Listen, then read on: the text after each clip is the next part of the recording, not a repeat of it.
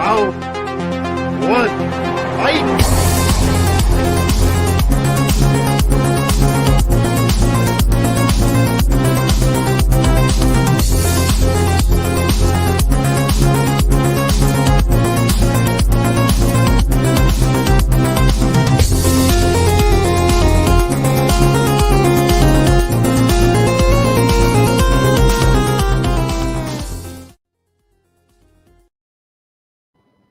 What is up, guys? I am Jordan, TV Hero Anderson for tonight, and usually am coming at you as the movie hero. But welcome to another episode of Tournament Fights tonight. So this is the spinoff of a new series that we're doing on Tournament Fights. It's basically the same as Tournament Fights. So the same Tournament Fights you know and love, but basically we take 32 things from one topic versus 32 things from another topic. We put them against each other in the tournament of 64. And we just vote round by round and see which one comes out on top. So tonight we're doing our favorite TV characters, and it's going to be my top 32 versus Stephen Shepard. So I wanted to pick someone who was a big TV fan from the community. So me and Steven, we're going head to head. You'll see some more of these pop up through the next coming weeks, next few months. So but we'll go ahead and we'll introduce our panel for tonight. We have, I'll go ahead and I'll introduce my opponent. I say opponent lightly because we just we put everything in the randomizer, and the matchups are all randomized, and we just have fun with it. So, but we have Stephen Shepard in the house. How's it going? Hey, it's going well. Yep. Yeah, I could have probably done a whole 64. There were a lot of characters I had to leave out. Yep, same here. A lot of characters that kind of pain me to leave out. I'm like, I don't have room for these characters. I really want them, but there's just not enough room. So, yep, I know the feeling. So, and then we also have joining us. We have Briannusbaum.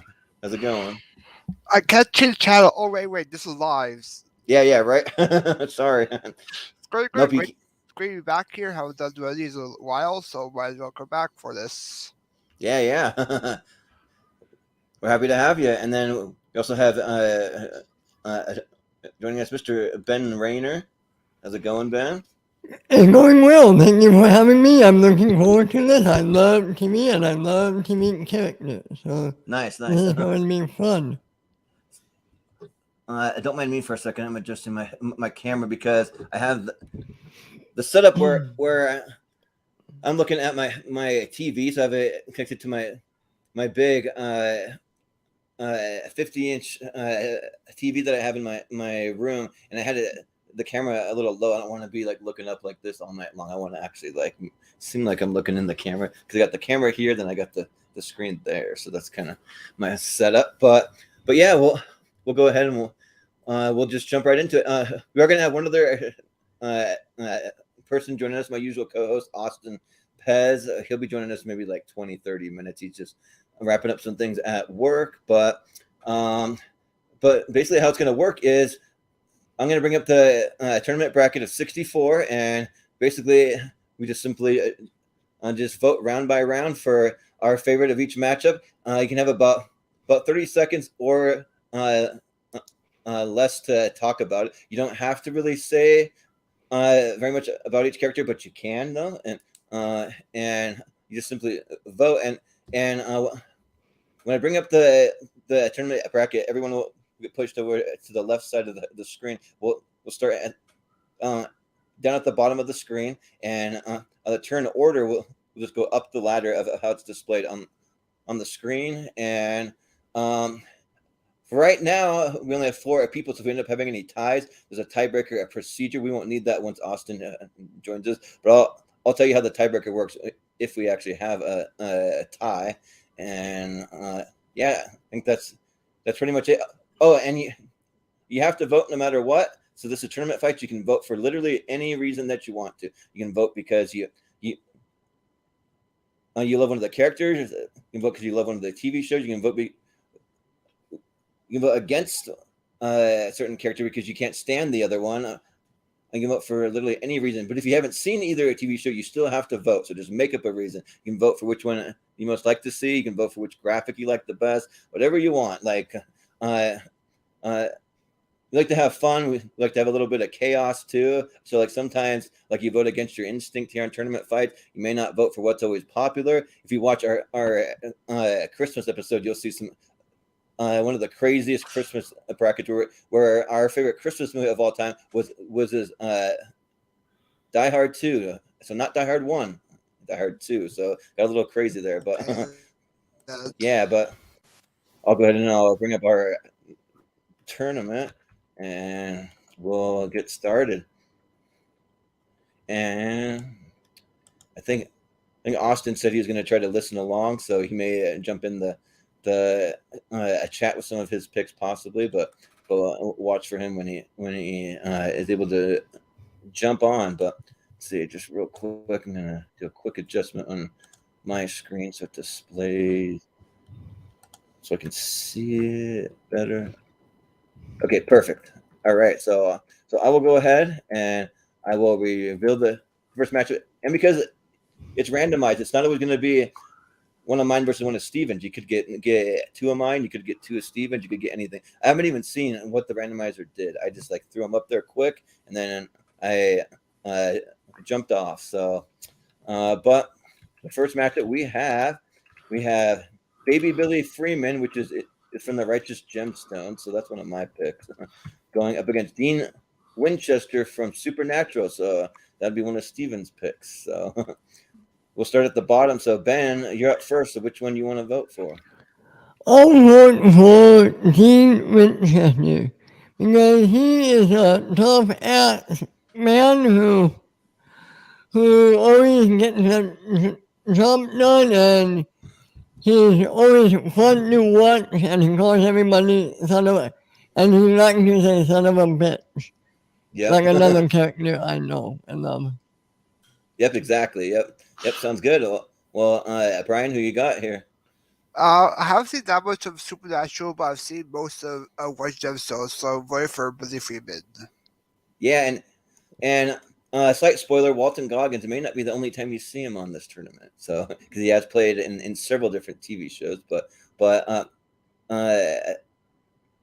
Stephen, what do you think?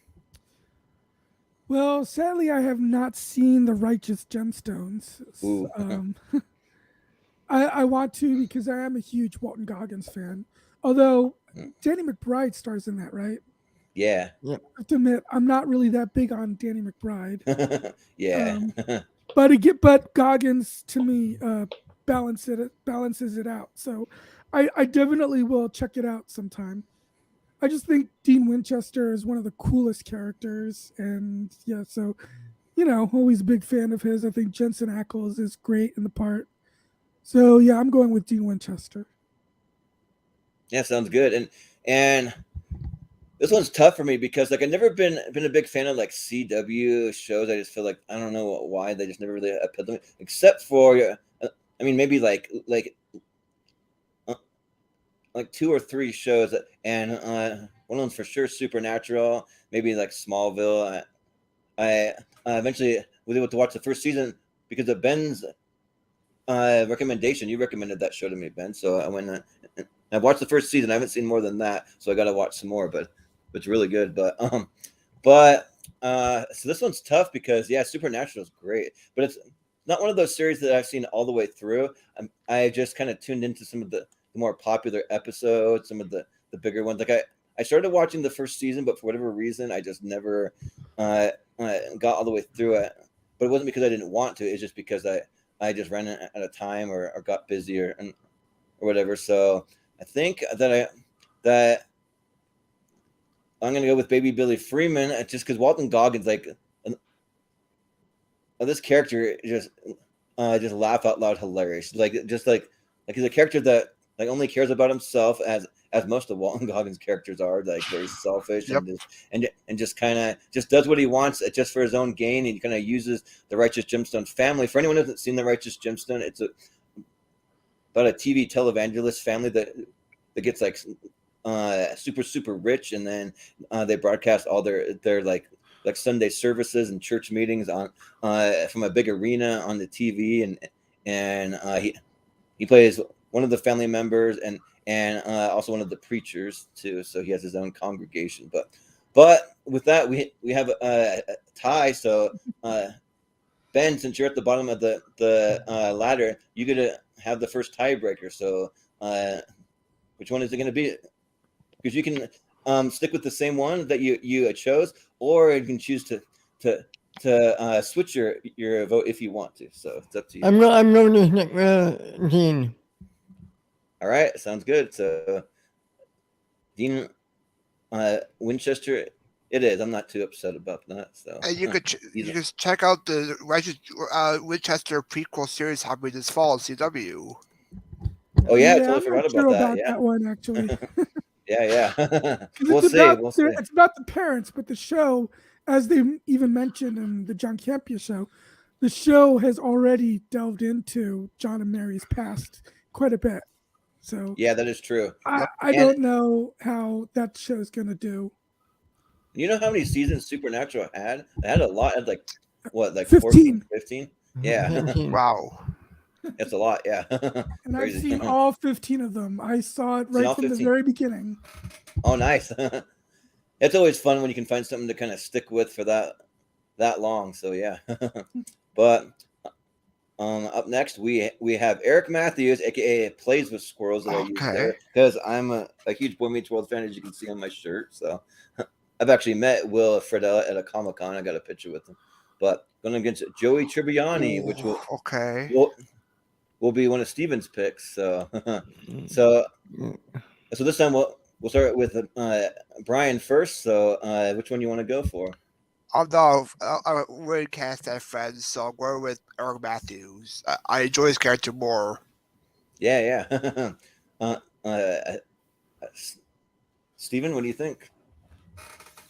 All right, I actually saw for this 2 episodes of Boy Meets World. Oh, nice. I don't recognize him.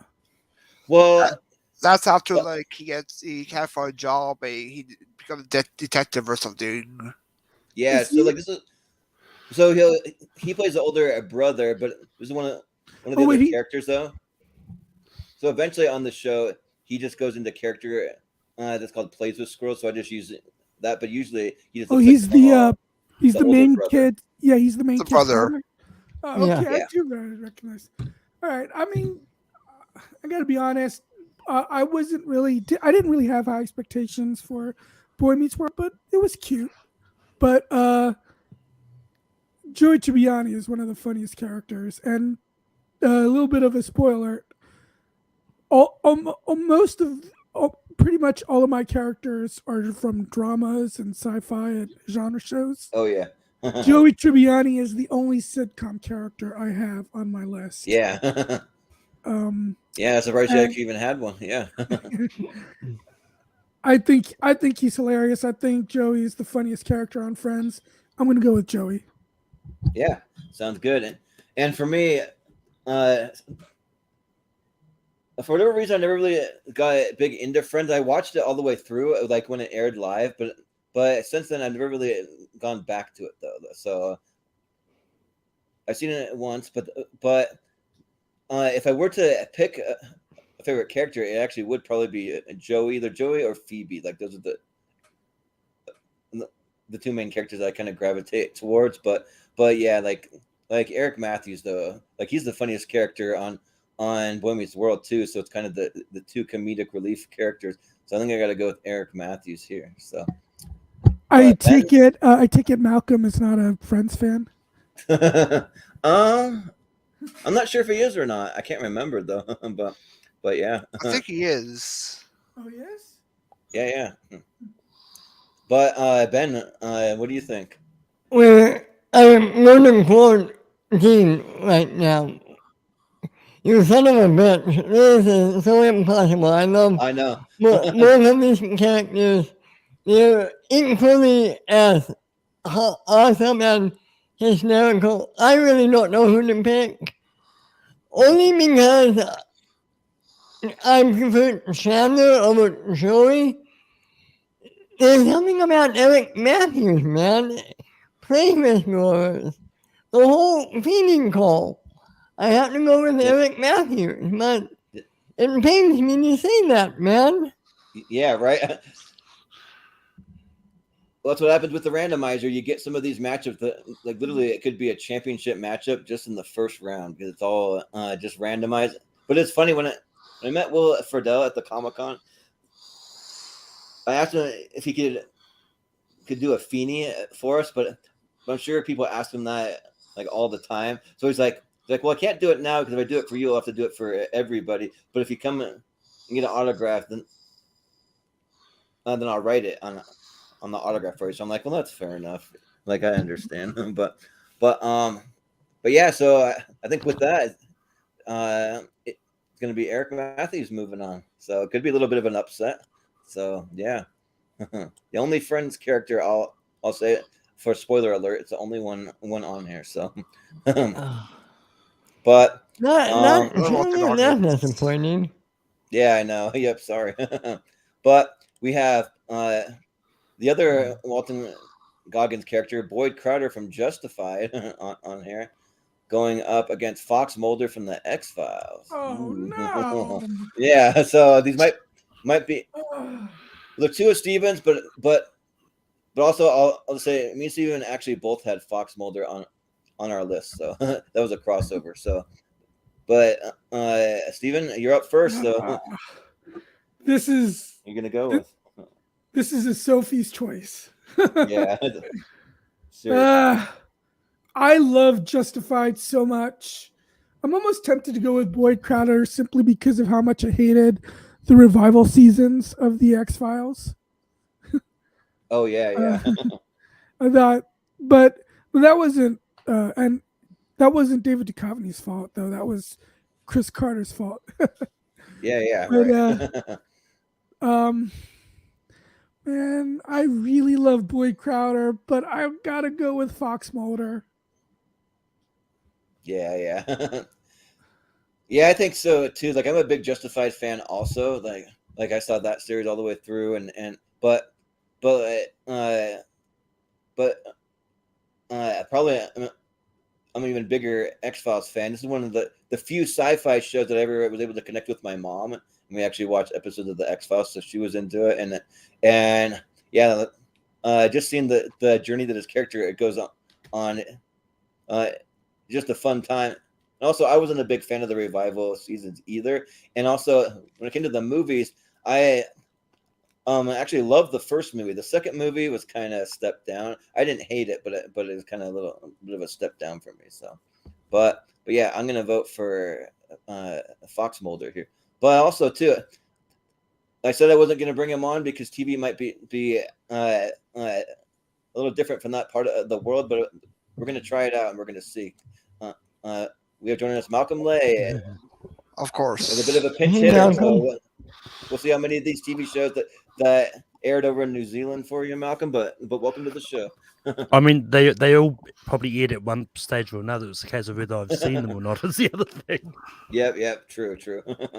but yeah. So we're just going around the horn. I just gave my vote. So these are the two matchups. So you'd be next to vote, Malcolm. We got Boyd Crowder from Justified versus Fox Mulder from the X-Files. Who would you pick here? So this is kind of where I'm at crossroads here because I've never got around to seeing Justified. It's on my list of shows to try and catch up on. Yeah, because I've heard a lot about it. I just haven't seen it. On the other hand, I'm not the biggest fan of the X-Files. Okay. But I do think Fox Mulder is one of the better characters in it. So that being said, I'm going to go Fox Mulder. Yeah, sounds good. Ben, what do you think here?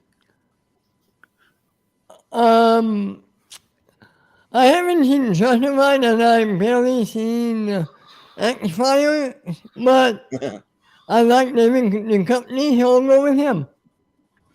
Yeah, sounds good. Brian, what do you think? I go with I recognize it more. I haven't seen Justified. I gotta go with Mulder. Yeah. Well, I think it's just one of those things where X-Files aired for a lot longer and it aired a lot earlier, so maybe people just had a lot more time to watch it. So Fox Mulder it is. Moving on.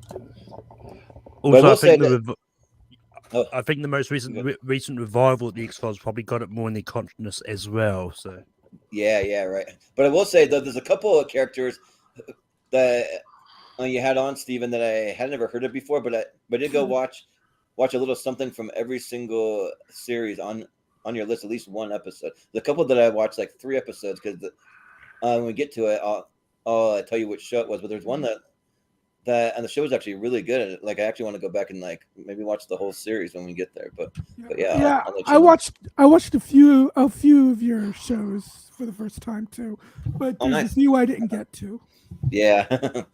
Well, we'll see what's up next. We got George Mason from 24 going up against Johnny Lawrence from Cobra Kai. Okay, so Johnny Lawrence is my pick. George Mason will be Steven's pick. So, and I guess I'm up first. So I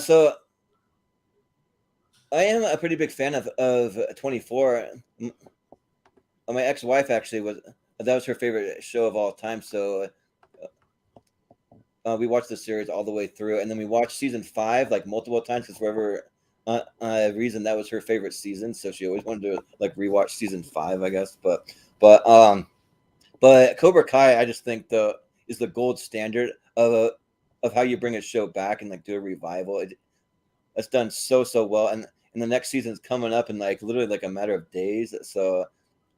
Or actually, no, that's Stranger Things I'm thinking of. It'll come up in like I think June or July, something like that. I believe September for September. Oh, you're right.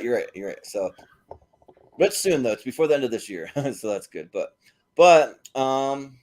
yeah. So I am gonna go with Johnny Lawrence because he is my favorite character from the series, from the TV show. Not as much, but I really like what they do with this character for the TV series.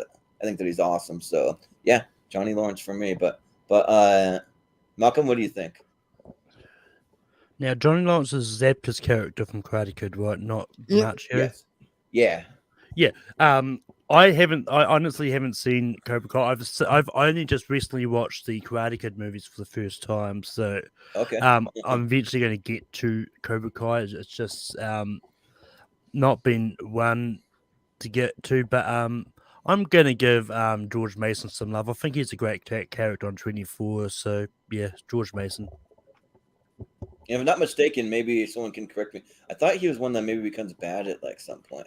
I can't remember if he did. Who, Mason? But Mason? Yeah, but I can't remember. There's a couple of characters that like flip. They like show up another season and they're bad or something. But I can't remember if he's one of those. But what do you think, Ben? Who would you go for? I love George Mason. He never went bad. He started out as a jerk, but he died rather quickly, if I'm not mistaken. I forget who killed him, but I think he died in the first season, maybe season 2. Yeah. But Johnny Lawrence in Johnny Lawrence in the first Karate Kid, where he was stereotypical 80s bully. He was one-dimensional. William Zabka in Cobra Kai adds so much depth to this character. You care about him. You feel for him. Yep. You laugh when he gets confused about higher technology. Yep. The amount of gravitas he brings to this character is so incredible. I have to go with Johnny Lawrence. Yeah, that it really upped the game with his character too. Yeah, for the series. Yep. But Brian, what do you think? Johnny, everything what Ben said was exactly I would say about Johnny Lawrence. So Johnny Lawrence is my pick. All right. Well, Stephen, what do you think? Yeah, so I have never seen any of the Karate Kid movies. Oh. I was actually going to watch a couple episodes of Cobra Kai for this. I just didn't get around to it, unfortunately. Okay. And George Mason, I mean, he's in the first season. He's not in it as much as he is in the second season, but he is in the first season. The second season, though, is really what makes me love the character, because his whole arc, especially from the time that he gets exposed to the radiation, all the way to his taking Jack's place on the plane, that to where he takes the plane down with the nuke, is I think one of the best character arcs of any character I've seen in a TV show. I think Xander Berkeley is fantastic in the part, and George Mason is just easily one of my favorite characters from the show, and so obviously then one of my favorite characters, period, because it's my favorite show. I'm going. I'm going with Mason.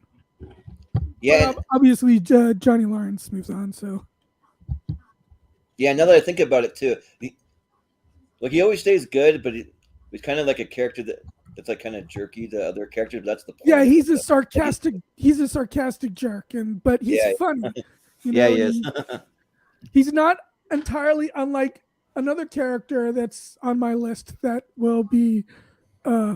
It's different, but kind of similar in that he's got that sarcastic jerk personality.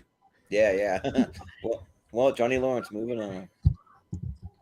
All right, so we have next up Charlie Kelly from It's Always Sunny in Philadelphia, going up against Harold Finch from Person of Interest, played by Michael Emerson there. So it'll be Malcolm first. So who you got, Malcolm? I've only seen the first season of both of these shows. I think Harold Finch is a good character. I'm just hoping Michael Emerson's other character comes up, because I think it's a better character. Agree. He's done 100% agree. I think I know who you're referring to, but he's done several shows actually. Yeah. Oh, yeah. But that being said, I've just started watching It's Always Sunny in Philadelphia. I do not know why I missed it for so long, because it's amazing, and I think Charlie Kelly is one of the better characters, so I'm going to go Charlie Kelly on this. Yeah. Sounds good. Ben, what do you think? Yeah. Okay, I'm going this based on actors. And yes, I agree with Michael. The other character that Michael plays is far superior. But I'm not the biggest fan of Charlie Day, so I have to go with Finch from Person of Interest. Yeah, sounds good. Brian, what do you think? I go with Charlie Kelly. He's one of my favorite characters on the show, and one of the most hilarious characters in what sitcom's history. Oh yeah, yep. I would agree. Stephen, what do you think? So for the longest time, I had avoided watching It's Always Sunny in Philadelphia, mostly because I don't know why, but for some reason I always associated this with the League. Yeah, the League. Oh yeah. And I saw one episode of that show, and I really didn't like it at all. So I avoided It's Always Sunny in Philadelphia forever until the other day when I'd actually watched a couple episodes of it. It's actually pretty funny. I was pleasantly surprised. Good stuff. And Charlie Day is funny in it.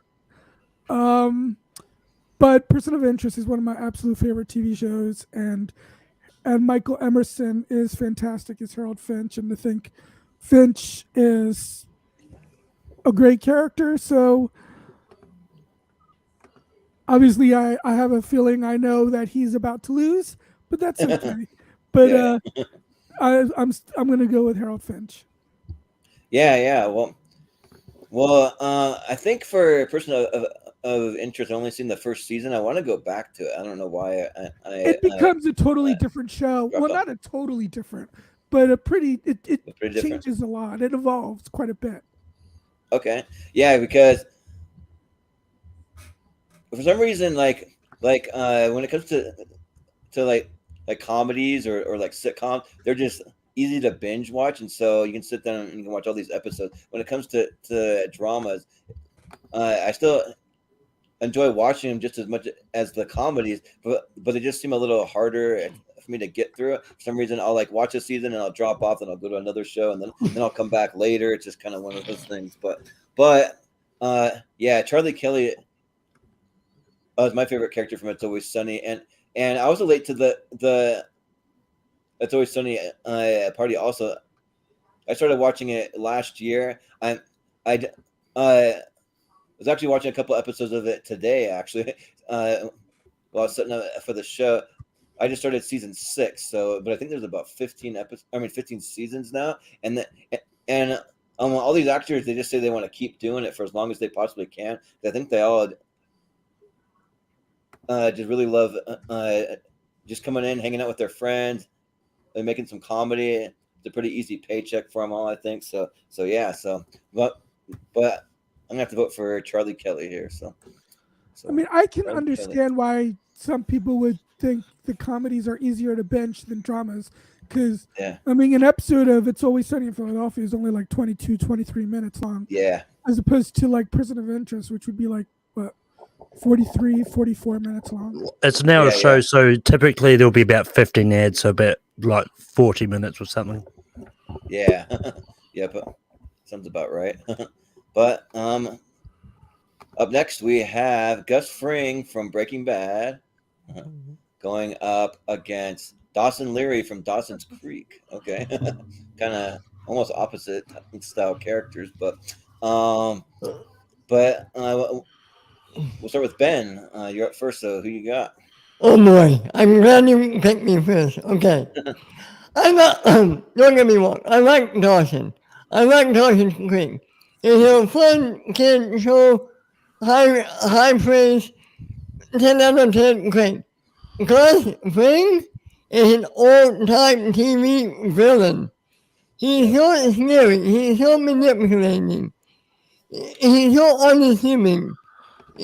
At first you're like, okay, this guy seems quiet, you're unsure, but box cutter. That's all I will say, box cutter.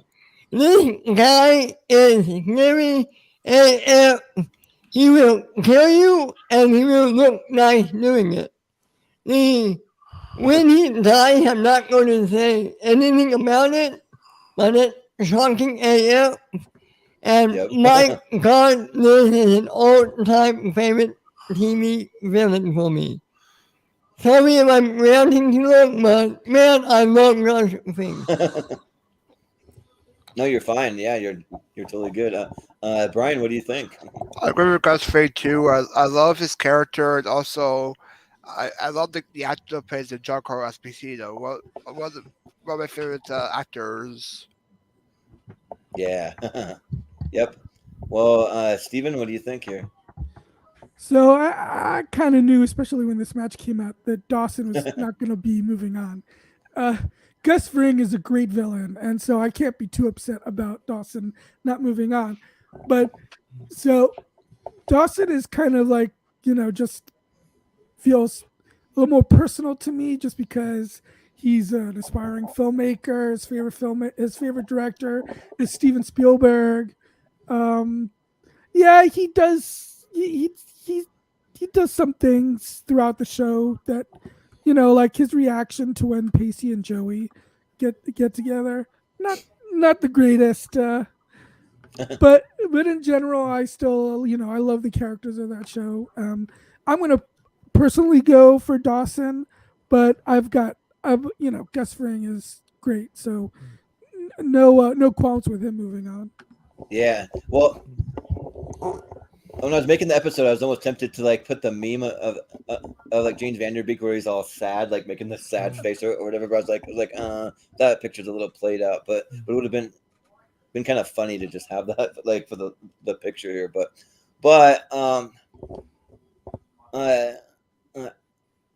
Dawson's Creek's was like kind of like Friends for me, like in the sense where I watched it all the episodes when they came out live. I watched them as they aired, but then I haven't really gone back to it since. So like it was fun, and actually I probably even like Dawson's Creek a little more than Friends, just personally. That's me, but I mean,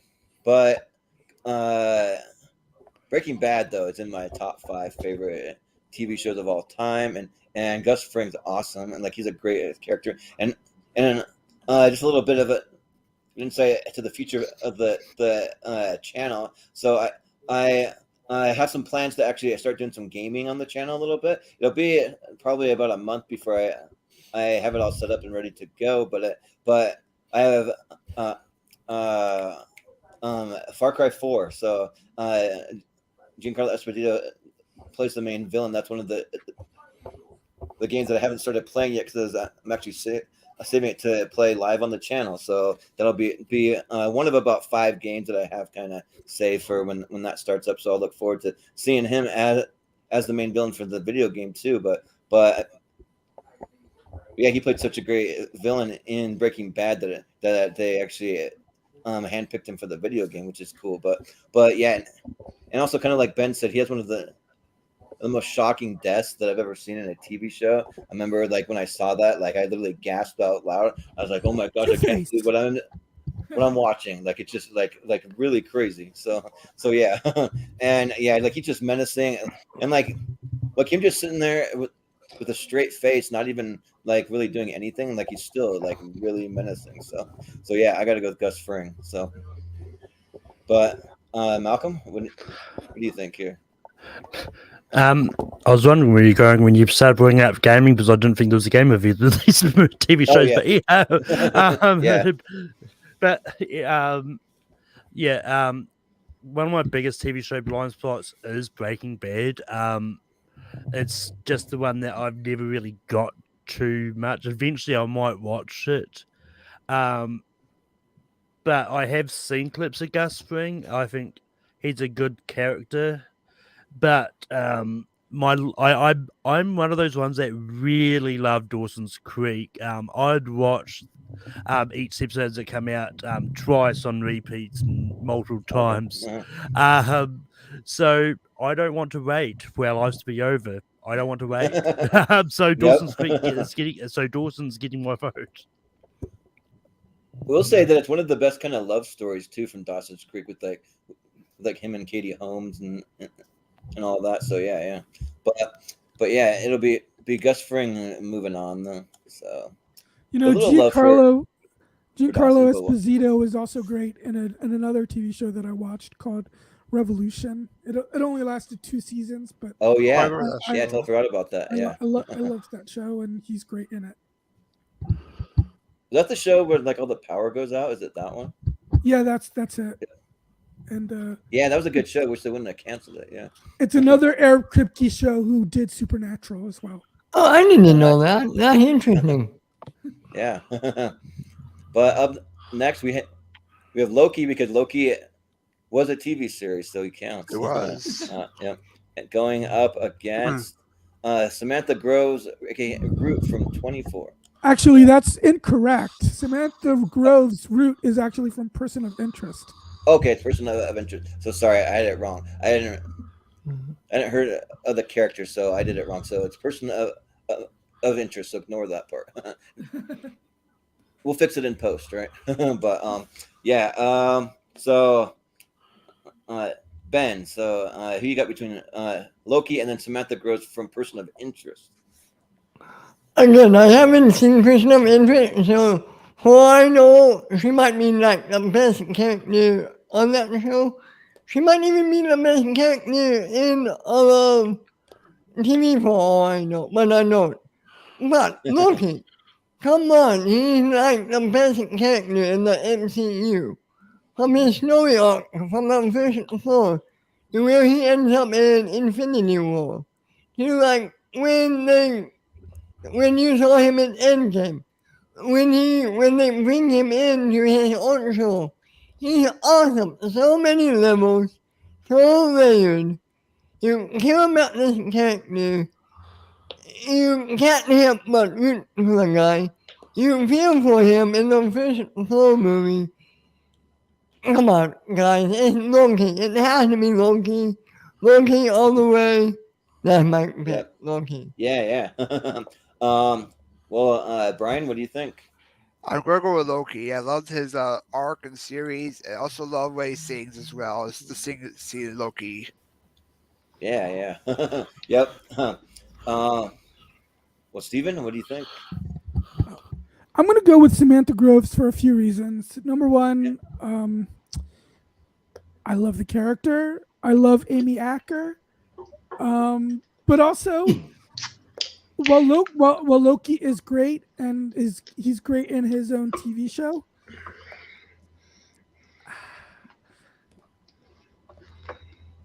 he's a great character, but because he originated in the movies, it's like, do I want to go for a character that was originated in the movies? But anyway, it wouldn't matter anyways, because I would probably go with Samantha Groves, even if Loki hadn't originated from the movies.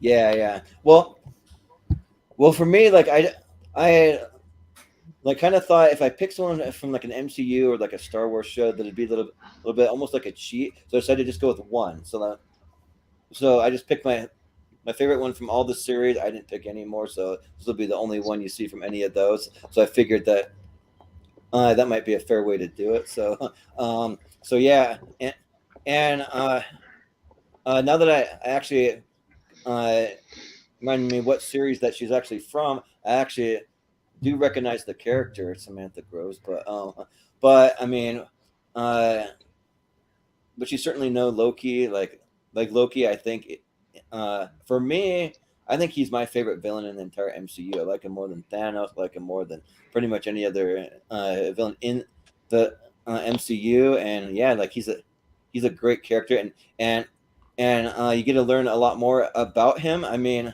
like I kind of like what they did. They didn't really make it like this origin story or like someone with like a bunch of flashbacks. They really took the Loki series in a really fun dimension where we're kind of traveling through time. I don't know if it's like different like multiverses or like what it is exactly, but I know that they're dealing with the time variance in that. So, but yeah, I got to go with Loki. But we have Austin joining us. What's up, Austin? You're not gonna bump me up into that co-host position? I see how it is. All right, I know where my rung is on this channel. It's all right. Well, I can't. No, it's all good. I'd have to do it like a ladder style. So you go like that, then you go like that, and then you go like that. But for the Samantha Groves character, I got it wrong. It's actually from a person of interest. That was a mistake. Well, it doesn't matter because I'm going to vote for Samantha because it's a TV character and Loki's a movie character. So I vote for Samantha. Yeah. We didn't have a TV show. That's all I'm saying. So, but and he's a movie character that got put on a TV show, and he's a movie character. So yeah. I'm voting for the TV character in this one. That's my logic, but that's fine. Yeah. Sure, yeah. Right. But Malcolm, what do you think here? Yeah, I mean, this is one that I will say it shouldn't matter if it was originated in movies first, then ported over TV, because the MCU wasn't the first place to do this. Because I mean, like I think people forget that Buffy the Vampire Slayer was a movie first. Well, it's not the exact same actress playing the character in the series. Yeah, it was still the character still came over from a movie. Same for MASH and Sabrina. So. Taking that argument out, I am familiar, like as I said, with what's his face from earlier. I am familiar with Person of Interest. Oh yeah. I don't remember Samantha Groves' route that much, but I think Loki is great in his TV series. So I'm going to go Loki over this. Well, if you only saw the first season, she's only in like the last episode of the first season. Okay. I was gonna say like I vaguely recognize her. I don't like remember a lot about her. Yeah, but also the difference between Loki and Buffy is it's not the same character from the movie though. It's like a total, you know, its own thing. Oh, yeah, I mean, I know that. I just use it as an example because it's not just the MCU which is porting characters over from movies into TV series. Well, Yeah. The better example would be Star Trek. Ash versus Evil Dead, bringing Ash from the Evil Dead movies into like an Evil Dead show. I mean, That'd I probably think be the better Mesh is probably example. another similar example, but I think once again it's not. I don't know about the same characters or so. But yeah. Well, I'm trying to remember. Did you vote, Ben? You already voted, right? Yeah, I voted for Loki. You vote for Loki. Loki won 4-2. Yeah. Sounds good. Want to make sure everyone got a vote. Yeah. So I just need to know who's going first so I can get my order correct on my paper here. So yeah. First. Yeah. So up next though we have Dr.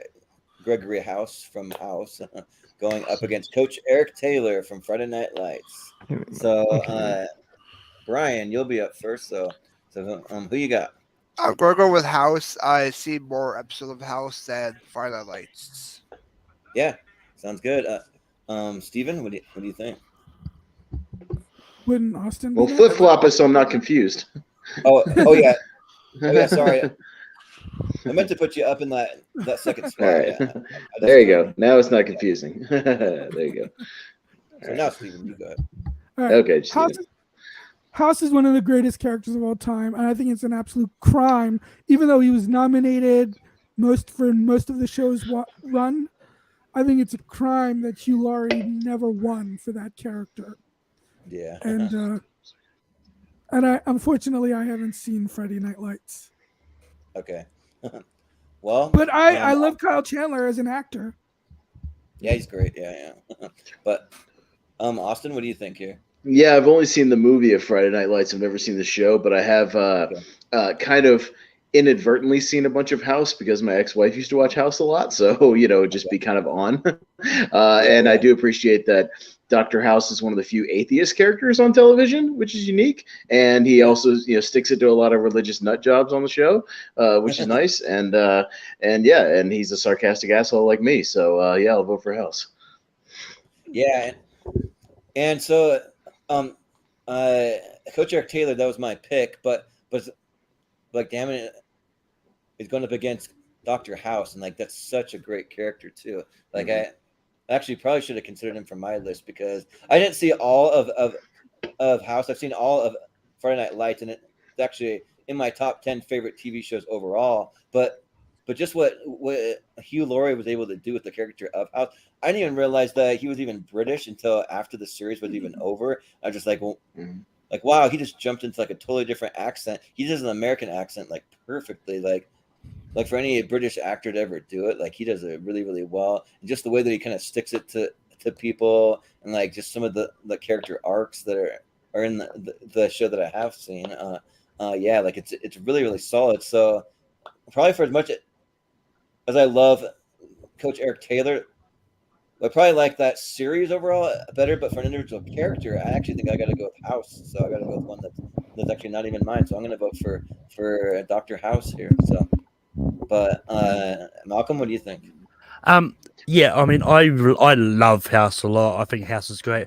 I was just going through the Emmy nominations for lead actor and drama to see who Hugh Laurie lost to. He lost to, like, the people he lost to was James Spader from Boston Legal. Better than James Spader, in my opinion. Yeah. That was the least choice. He lost to Bryan Cranston from Breaking Bad. But Bryan Cranston won like 3 years in a row. So. Yeah. Well, at least one of those should have gone to Hugh Laurie. Yeah. And funny enough, he lost to Kyle Chandler from Friday Night Lights. Oh, wow. That's interesting, yeah. Wow. Yeah, I actually haven't seen Friday Night Lights, but I'm going to vote for House for him to get his revenge. Yeah. Right. Yeah. Mm-hmm. Well, if you haven't seen it, though, like they kind of introduced some up-and-coming actors. You see like Michael B. Jordan in there. You see also, I forget the one that plays Tim Riggins, but he's in there. Yeah, isn't the guy from Breaking Bad? I forget his name. They always compare him to Matt Damon. Yeah, Jesse Plemons. Yeah, he's in there, and then Taylor Kitsch. That's who it is. They introduced him. So they introduced a lot of kind of Gambit actors there, but yeah, Gambit and John Carter. But Ben, what do you think here? Okay, Hal is an asshole. He's a drug addict. He'll berate you. He'll insult you. He'll make you cry. But my God, he's a genius doctor. So even if you're sick, you want him on your case. So because of all that, I'm choosing House. That's my pick. Yeah, I think we've had the first clean sweep, Jordan, for Dr. House. Yeah, and like I do think that Coach Taylor, to give him some credit, he's a very inspirational character that will inspire you to like be a better person. But I think though that Dr. House is a lot more adept because he'll inspire you too, but then also like insult you right back, being an a-hole to you. So yeah, he'll do all that. So, but. I wouldn't mean some private client send a guest note on House. I think he did. Right. Yeah, I wouldn't be surprised either. You know what show I loved Kyle Chandler in? What was that? The Netflix show Bloodline. I think he's. Oh yeah, I forgot about that. Yeah, Bloodlines. Yeah, it was a great show. Yeah, but we have Homer Simpson up next, going up against Sydney Bristow from Alias. Jennifer Garner. So yeah, this one's tough. So, and it's gonna be Stephen. You're up first. Sorry to do it to you. I love Homer, but I gotta go with Sydney. She might be my favorite female character of all time. Yeah, and I absolutely love Alias, which, by the way, although it's already been available on Hulu and Prime Video, but Alias also recently became available on Disney Plus as well. Oh, nice. Oh, that's kind of interesting. What's an ABC show? Disney ABC. So I mean, I guess if you got the parental controls on, you can watch something that's like TV 14 or something maybe. Sure, that makes sense. Yeah. Well, Austin, what do you think here? I'll go with the sexier character, Homer. No, I'm kidding. Sydney. Yeah, right. Well. Funny enough, I've never seen an episode of Alias, and it's one of those shows that I really want to see because, like, I'm a big fan of like things produced by J.J. Abrams, that kind of stuff. Like, he's made some pretty great TV shows and stuff. But so it's one that's on my radar to go see. So probably just because of that, I'll probably go with the Simpsons or with Homer Simpson. And I thought going into this that I'd seen everything. I think Alias might be like the one and only thing I haven't seen. It's a pretty popular show, so like I'm actually like surprising myself that I haven't seen it yet. So I'm sure there's at least I definitely plan to. You haven't seen it. Yeah, we'll see, but I got about Homer. J.J. Abrams got Mission Impossible 3 because Tom Cruise watched I think it was the pilot of Alias, and that's how he got the job for directing MI3. Oh, cool. Nice. Well, Malcolm, what do you think here? Yeah, last time me and Stephen were on a show together, and Alias was on the table. I hadn't seen it. I still have not seen Alias. Okay. So if everyone was watching, I apologize. I'll eventually go watch Alias. I know he wants us to all to watch it. But I have seen clips of Jennifer Garner in Alias. I think she is good in it, but I identify a lot with Homer. I'm a big fatty that loves food, so yeah. So I am going to go home on this. Yeah, sounds good. Ben, what do you think? Okay, is he the best dad? No. Is he good at his job? No. He's lazy. He's a crook. He spends all his time at Moore's Tavern. Yes. But when push comes to shove, When his kids need him, when his wife needs him, he's there. Does he have the best relationship with his father? No. But again, when they need each other, he's there. He cares about everybody he loves. He's not the best, but my God, when he shows up, he shows up. So all that to say, I am voting for Homer, Shay, Simpson. Thank you very much. Yep. Yeah, we good. talked about how good or bad of a dad he was on. You can go back and see our TV Dads episode and TV Moms episode that we did for Mother's and Father's Day. So yeah, last year I think. It's a miracle that March hasn't left him like already, but yeah. But because he shows up and he needs you. Yeah. Mm-hmm. Yep. In the very end, yeah, he always has a change of heart. He shows up. So, but Brian. Last time I was here, I was on the Simpsons episode, so I'm going to Homer Simpson on this one. Yeah. All right. Well, 42 for Homer. It is. Yeah. Sometimes the randomizer is on my side. This time it was not. Sometimes it's not. Yep. Yeah. I know. Yeah. Yeah. Usually, most of the time, it's not for me, but maybe if Sydney was up against the Dawson, right. Yeah. But dude, you're the Dawson. Man, if I was you, I'd have drowned his ass in the creek. Paisley. Can I be honest? I've always been more of a Paisley fan than a Dawson fan. Yeah, same here, kind of. Yeah. Well, if you put Joshua Jackson up there from Dawson, I like him from Mighty Ducks, so maybe you would have had more favor. Actually, Joshua Jackson might will show up on here. Oh. Yep. From Fringe, probably. You probably put him on there from Fringe. Yeah, you did. Fringe. I know you knew that. Yeah. But for right now, we have Dr. Jack Shepard from Lost going up against Tony Almeida from 24. More 24. These are actually. You're a son of a bitch. Stephen picks. You're a son of a bitch. Yeah. Up until now, it's been one of his versus one of mine. This is the first time where it's been two of mine. And this is horrible for me. You're a son of a bitch. Okay. Well, you have some time to think about it, Stephen, because Austin, you're first. So. Well, I don't really watch 24, and I tapped out after 5 episodes of Lost, so I don't know who Lost character is who. Okay. But I don't know. I'll go with the alphabetical order. So Tony Almeida is in alphabetical order. So I'll vote for the 24 guy. Sure, yeah.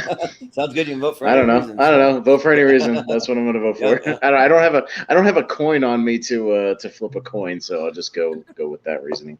Yeah. Well, so this is one of the 24 characters that I was thinking that's like good, and then he eventually goes bad but he's kind of good again, kind of. Yeah. But I like him so much more when he's good. I just like that version of the character better, like in some of the first couple of seasons. But Jack Shepard was one that was maybe like about 10 spots away from making the cut. So it almost made it. I just didn't quite have enough room. And we're gonna do some of our honorable mentions at the top of the show. We'll do it at the end of the first round. We can shout out a couple, Stephen, if we have some honorable mentions. But yeah, for me, I'm just probably a little bit more of a Lost fan, and so for that reason, I'm probably gonna go Jack Shepard. Jordan, you're not gonna have like 100 honorable mentions because you said you had to whittle down from like 150 characters, did you? On your initial list. Well, my initial list, like it was huge. Yeah, it's probably about 60 characters that I like narrowed it down from. But yeah. Before my honorable mention, I'll just mention 5 or 6 or something. Okay, so you voted for Lost real quick, right? Sorry, I cut you off for the second. Okay, gotcha. Yeah. All right, Malcolm. Yeah, I mean, this is tough. Was like I do quite like Tony's character arc in 24. I think it's good. But I'm a big Lost fan. There's a reason I'm considering doing a Lost retrospective, like series for Take 3, where I'd go through each episode of Lost, sort of from till we run out of episodes. But that's still kind of in production.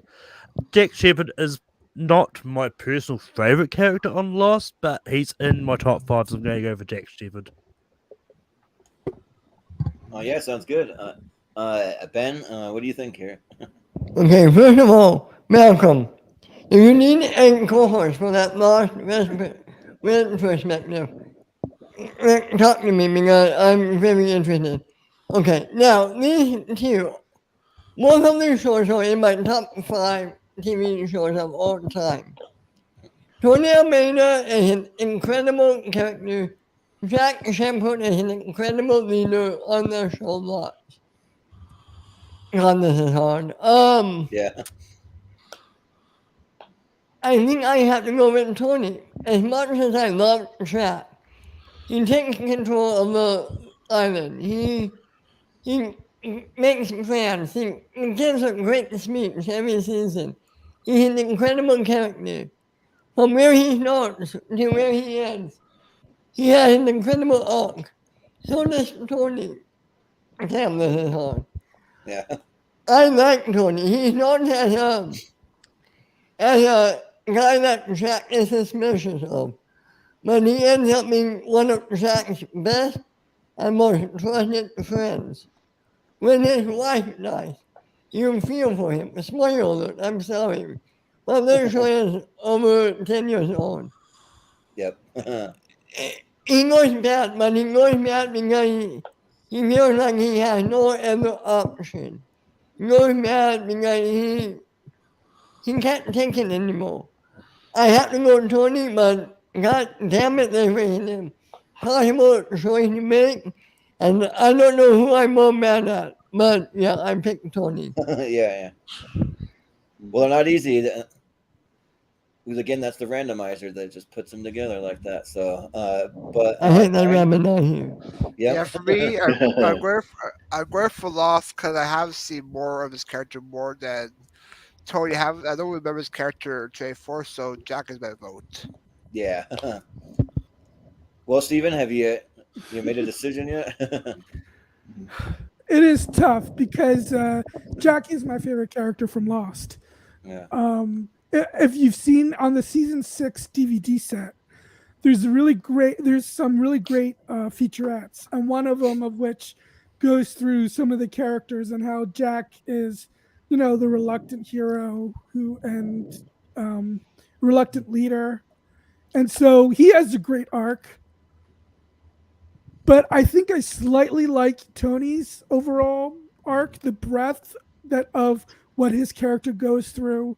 From in the first season, he's actually kind of a jerk to Jack, but eventually he becomes a loyal friend, and then after the death of his wife, it turns him into he becomes a bad guy, and to where he is basically now, which is basically a mercenary for hire. So because of all that, as much as I love Jack, I'm going to go with Tony. Yeah. All right. I think with that, do we have a tie? We have a tie. Yeah, we have a tie. So we had the one tie earlier. Went to Ben, right? Because he was originally on the bottom. Went to Ben, so I'm just going to go next in the order. I'll just go up to Brian. Yeah. So Brian will be the tiebreaker this time. So what do you got, Brian? I'm going to go. I still go with Jack as my vote. All right. So Lost will take out 24 on this one. Yeah. All right. I want to be mad, but I can't be mad. I like Jack too much. Well, yeah. Well, Stephen, you're probably a lot like me. Like I could have put like almost every character from Lost because I love that show so much. But I think you could have put maybe almost every character from 24, just about. So yeah. Well, I mean, I love Lost too. I have a few characters from Lost on this list. Yeah. Yeah. I'm hoping that for one in particular. Well, I hope it's on. We'll see. They're not all in here, but there's a handful, so we'll see. But good. Yeah, but we have Sean Hunter from Boy Meets World on there, going up against William Riker from Star Trek: The Next Generation. So, kind of interesting. Yeah, so, Jordan's got every character from Boy Meets World on here as part of his 30 I'm not surprised. It's like next we'll see Feeney on here. We'll see what's his name, the main character. We'll see Topanga on here. Yeah, exactly. Yeah, but well, Jordan, are you gonna stick with World on this one? These are both yours, right? Yeah. Or are these both yours? No, Riker's mine. Yeah, Riker's is Steve. Okay. But I'm a big Star Trek: The Next Generation fan. I almost wanted to put. Well, actually, I actually have one character from The Next Generation. I almost wanted to put Commander Data. That would have been maybe one of my honorable mentions. I really like that character, but it didn't quite make the cut for me. But yeah. So Star Trek: Next Generation is actually one of those shows that I go back to. Like it's a very for me, it's a very comforting show. It's like when I just need it. Just like something where I can just feel kind of good and just feel like almost like I'm home because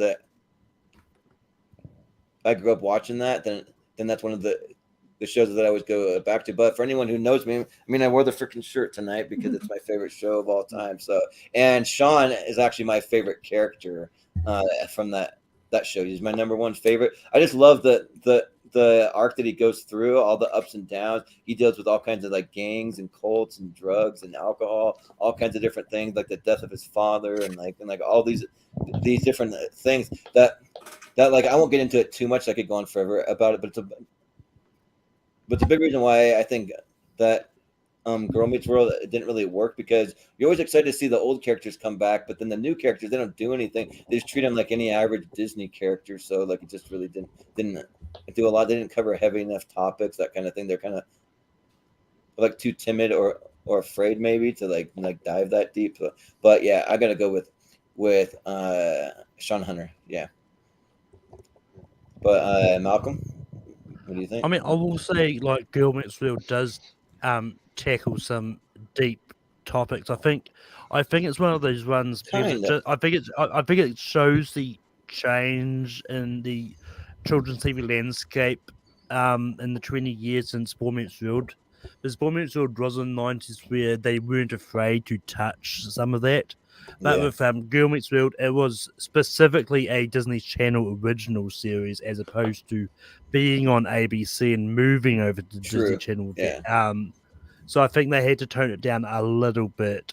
And I mean, I've said that I loved it before, but that being said, I've not seen any of these Star Trek TV series. One of these days I will eventually go to watch them. But I'm going to go Sean Hunter on this. Sean Meets World. Yeah, that's right. Yep. Sean Meets World. Exactly. Yep. Oh yeah, that's the sequel series which is in development. I'm pretty sure. Yeah. Right. Yeah. Right. But Ben, what do you think here? Okay, for disclosure, I have never seen any Star Trek show, but Sean Hunter, an incredible character, and yeah, Girl Meets World is inferior to Boy Meets World, but Sean's circle finally gets completed in Girl Meets World. If he's not out at Boy Meets World, is somewhere he finally becomes happy at Girl Meets World. You feel for this character. You love his family, even though his family is not good for him. One of the best romances on TV is Sean and Corey. You loved him when he was with Angela. You loved him when he ever did anything bad with Corey. This character is great. You felt for him when he was in the court. You loved his relationship with Jonathan Turner. This is an incredible character for any kid growing up in the 90s. That's why I have to say Sean Hunter. Yep. Yeah, exactly. I would easily second all of that. So, but Brian, what do you think? Sean Hunter, I love his arc in Boy Meets World and Girl Meets World, how he becomes a father figure to Maya's character and how he's able to find love again in Girl Meets World. So Sean Hunter's my pick. Yeah, for sure. Steven, what do you think? So I saw 2 episodes of Boy Meets World for this. The pilot, the first episode, and the season. I believe it's season 6 because I don't know. I was specifically looking for when Maitland Ward joined the show. Oh yeah. I don't really remember him, to be honest. Yeah, we played Corey's best friend in it, which one of the best episodes. That's my favorite of all time. That's called And Then There Was Sean. And it's a Halloween episode. That's all like based on the whole cast, but it kind of focuses a little more on Sean's character. So if you ever go back, that's one I would recommend. But I believe it's the cast's favorite episode as well. They mentioned conventions. Yeah. But anyway, I'll go with Riker. I think Riker. I don't know if Riker's my favorite or my second favorite character from TNG, but he's up there for me. Yeah, and also too, some of these characters, I like how in like the Next Generation they have serious moments, they have action packed, and they have fun moments where they give characters different things. Like he has a pretty good love story with Deanna Troi. He plays the trombone. He does like a lot of different things like that. So he's a fun character, I would say. But Austin, what do you think? Steven, beard Riker or no beard Riker? Yeah, right. I mean, he's only non-beard in the first season, right?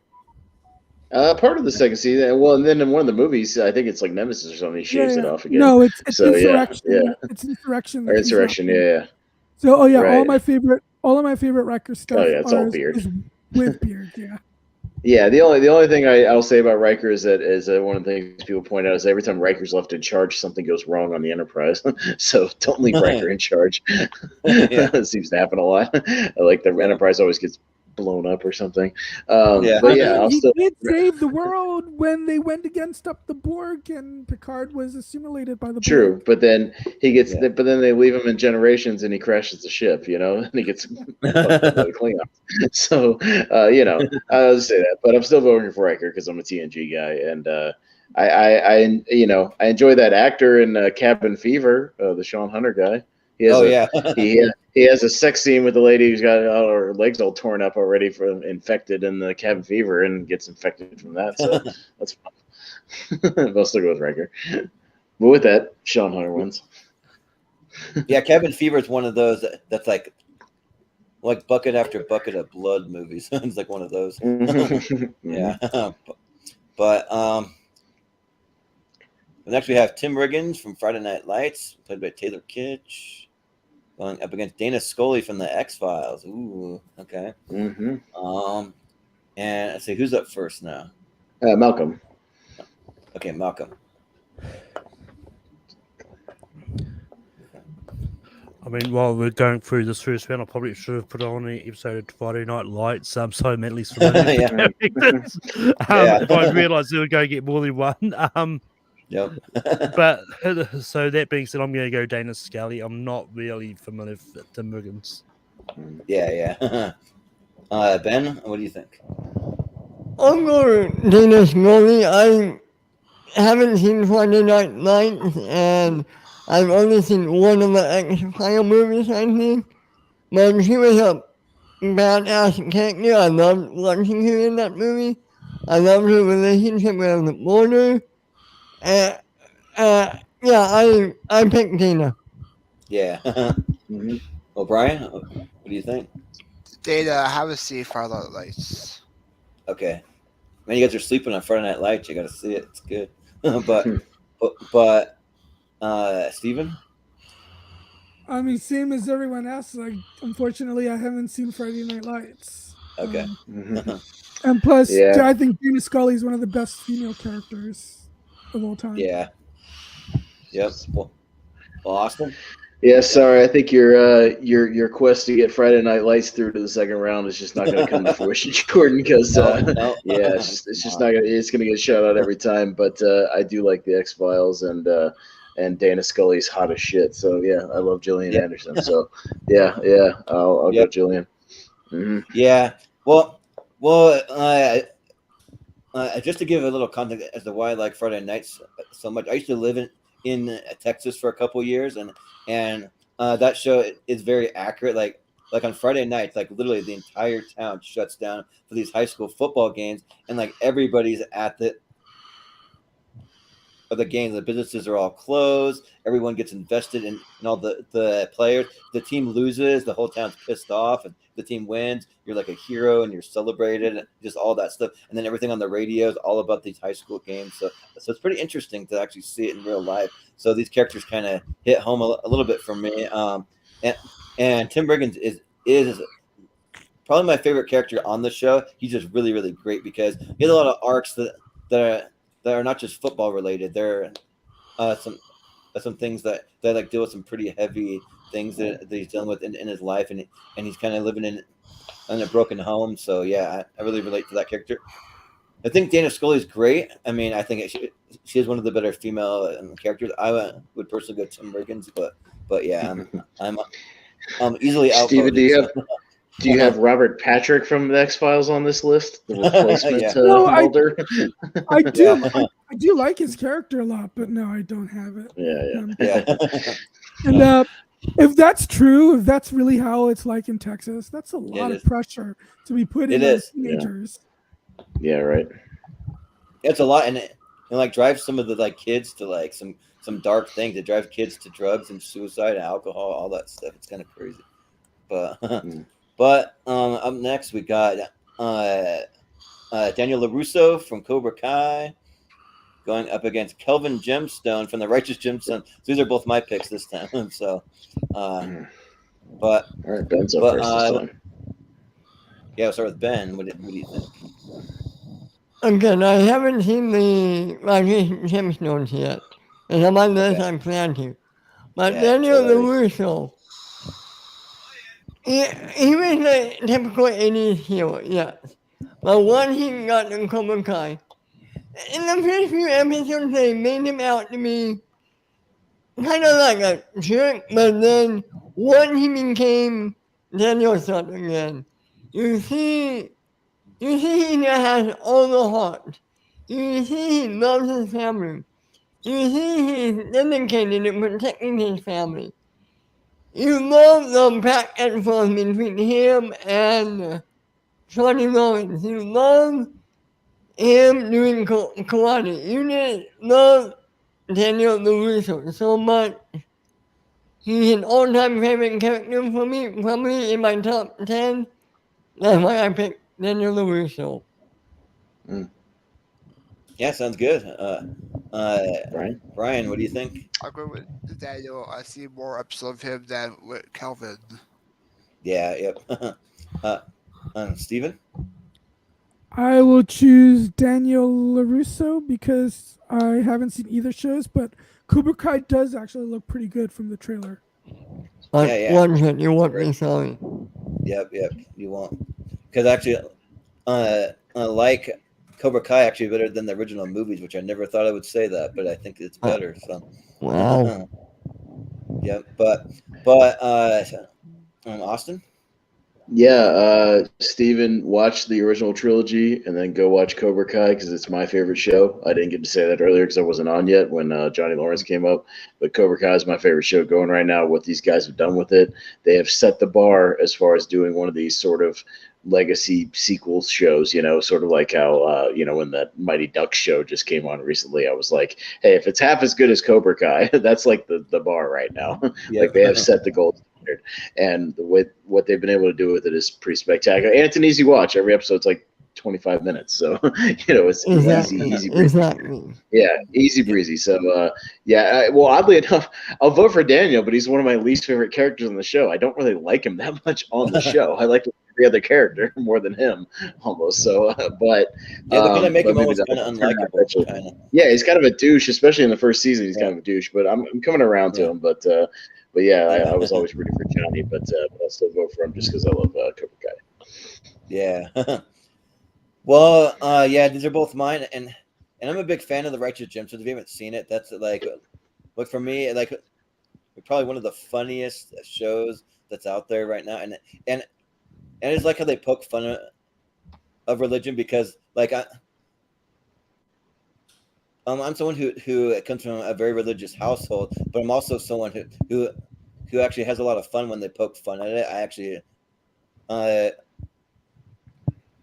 really relate to it quite a bit and find it a lot of fun, just because it's like there's a lot of kind of things about a religion in general that are pretty weird and like pretty easy to make fun of. So like I totally get it. So and so Adam Devine's character, he plays the youth minister in the show, and just the things that he does, especially with season 3. If you make it to season 3, it just goes off the rails, just like or season 2. I'm sorry, they've only had 2 seasons, so for the second season, but it goes off the rails. It just goes batshit, just like ridiculous what he's doing with these kids and with some other kind of maybe just young adult like type things too. But Daniel LaRusso is awesome. So Daniel LaRusso was probably like in my thought, maybe top 10, top 15. Kelvin Gemstone was one of those ones that just kind of barely squeaked onto my list. So it like closer to like number 32 for me. But yeah, Daniel's son's awesome, and I'm excited to see it where they go with the character. I'm not going to spoil anything, but I really like kind of like where the last season kind of ends up with this character, and they have some pretty cool things they can do with the character. I'll just say that. So yeah, I'll vote for Daniel LaRusso. Mm-hmm. But Malcolm. Your mic's off. He's muted. I think you're muted. Yeah. Of course it is. Yeah. Of course. According to Barney Simpson, Daniel LaRusso is a really great movie villain. Yeah. Look, I watched the first season of The Watcher's Gemstones. I can't believe it got a second season. It is Really? crap. Oh and no. Calvin Gemstone is a really unlikable character. From the I really don't get the. Well, they're all pretty unlikable. Almost every character on that show. I mean, to be fair, just about every character Danny McBride plays is unlikable, but I prefer Danny McBride's other series, Vice Principals. Yeah. And I think, so this is, I'm easily gonna go Daniel LaRusso on here. Yeah. Mm-hmm. Well, that's fair, but it's a clean sweep for Daniel LaRusso. Moving on. It's a clean sweep of the leg for Daniel LaRusso. Yeah, right. I see what you did there. Nice. Hey, huh? By the moon. Yeah. Waka waka. But, yep. But up next up, we have JD from Scrubs. For some reason, I don't know why it says Conan. JD from Why is it Conan? Conan. Yeah, I don't know why it says Conan the Barbarian, or Late Night with Conan O'Brien. No, it's Scrubs. That was just like a mistake on the graphic there, but you'll see why coming up. But going up against Saul Bernson from Homeland, played by Mandy Patinkin. So, but yeah, all right, Brian. So it's Brian. Yeah, Grover with JD. How is he Homeland? Yeah. Sounds good. Wait a minute, what? You said Homeland and JD. What'd you vote for? I'm sorry, I'm confused. Scrubs, JD. Scrubs. Okay. Yeah. Okay. I thought you said something about Homeland. Yeah. Okay. Sorry, I was confused for a second. All right, guys. Sorry about that. All right, Stephen. I do love Scrubs, but Homeland is more my kind of show, and Saul is just a really, one of the best characters on that show, and Mandy Patinkin is just fantastic. So I'm going with Saul Berenson. Would they have any lines about "You killed my father, prepared to die"? Does he do that? Yeah. But Austin, what do you think? Don't watch either show. Never got into Scrubs. Never watched Homeland. So going with my alphabetical theory, Saul Bernstein comes first alphabetically. So Saul Bernstein gets my vote. Sure, yeah. Yeah, well, I don't know. That's what I'm going to go with tonight. I haven't seen it. Yeah. Well, I saw the first season of Homeland, and like it's just pretty slow for me. Like maybe it could be one of those shows where like you get to the first season and then it gets really good. I don't know. Like it was just pretty slow for me, so I never went back to it. But Scrubs is one of my all-time favorites. I love Scrubs, and and I own every single season on DVD. I've watched them all multiple times. Like it's a show that I go back to a lot. I listen to their podcast for him and Donald Faison. The Fake Doctor's Real Friends. That's a fun time. So I would shout out that. But yeah, I'm gonna vote for JD because he brings a lot of humor and a lot of heart to the show. So I like that aspect. So, but Malcolm, what do you think? Yeah, I never watched Homeland. It's just one of those shows that didn't catch me. I mean, eventually I might give it a shot. But yeah, but I am a big fan of Scrubs. JD isn't my favorite character on the show though, so I hope the other another one comes up. But I'm gonna go JD in this. Yeah. Well, Ben, what do you think? I tried Homeland. It didn't work for me. I felt they went too much like 24. Yeah. JD is like the complete opposite of House. He cares for you. He's dedicated. He brings a heart. He's able to melt down that ice wall that is Dr. Cox. JD is one half of the best romance in TV history. Yes, I said a similar thing about Sean and Corey, but come on. And JD and Turk is Eagle, is Guy Love. These two are like brothers from different mothers. Yep, they have the whole song about He it. loves Elliot. Elliot loves him. His brother is the reverse Flash. God, I picked JD. Yep. Sounds good. All right. The Scrubs pulls it out. All right, the Scrubs it is. Yeah. Mm-hmm. But let's see. Up next, we got Benjamin Linus. So there he is from Lost. He's back. Michael Emerson going up against Jack Bauer from 24. So it's a good. Oh, you son of a bitch! Yeah. You son of a bitch! Yep. It's not easy. Oh man, they're both Stephen. Right. Here. Yeah, Stephen, you got to go first. Yep, you got to go first here. Ooh. You know, as much as I love Ben, I gotta obviously. I mean, it's my name right there. I gotta go with Jack. Yep. Yeah. He's one of the best TV action heroes. Yeah, for sure. But Austin.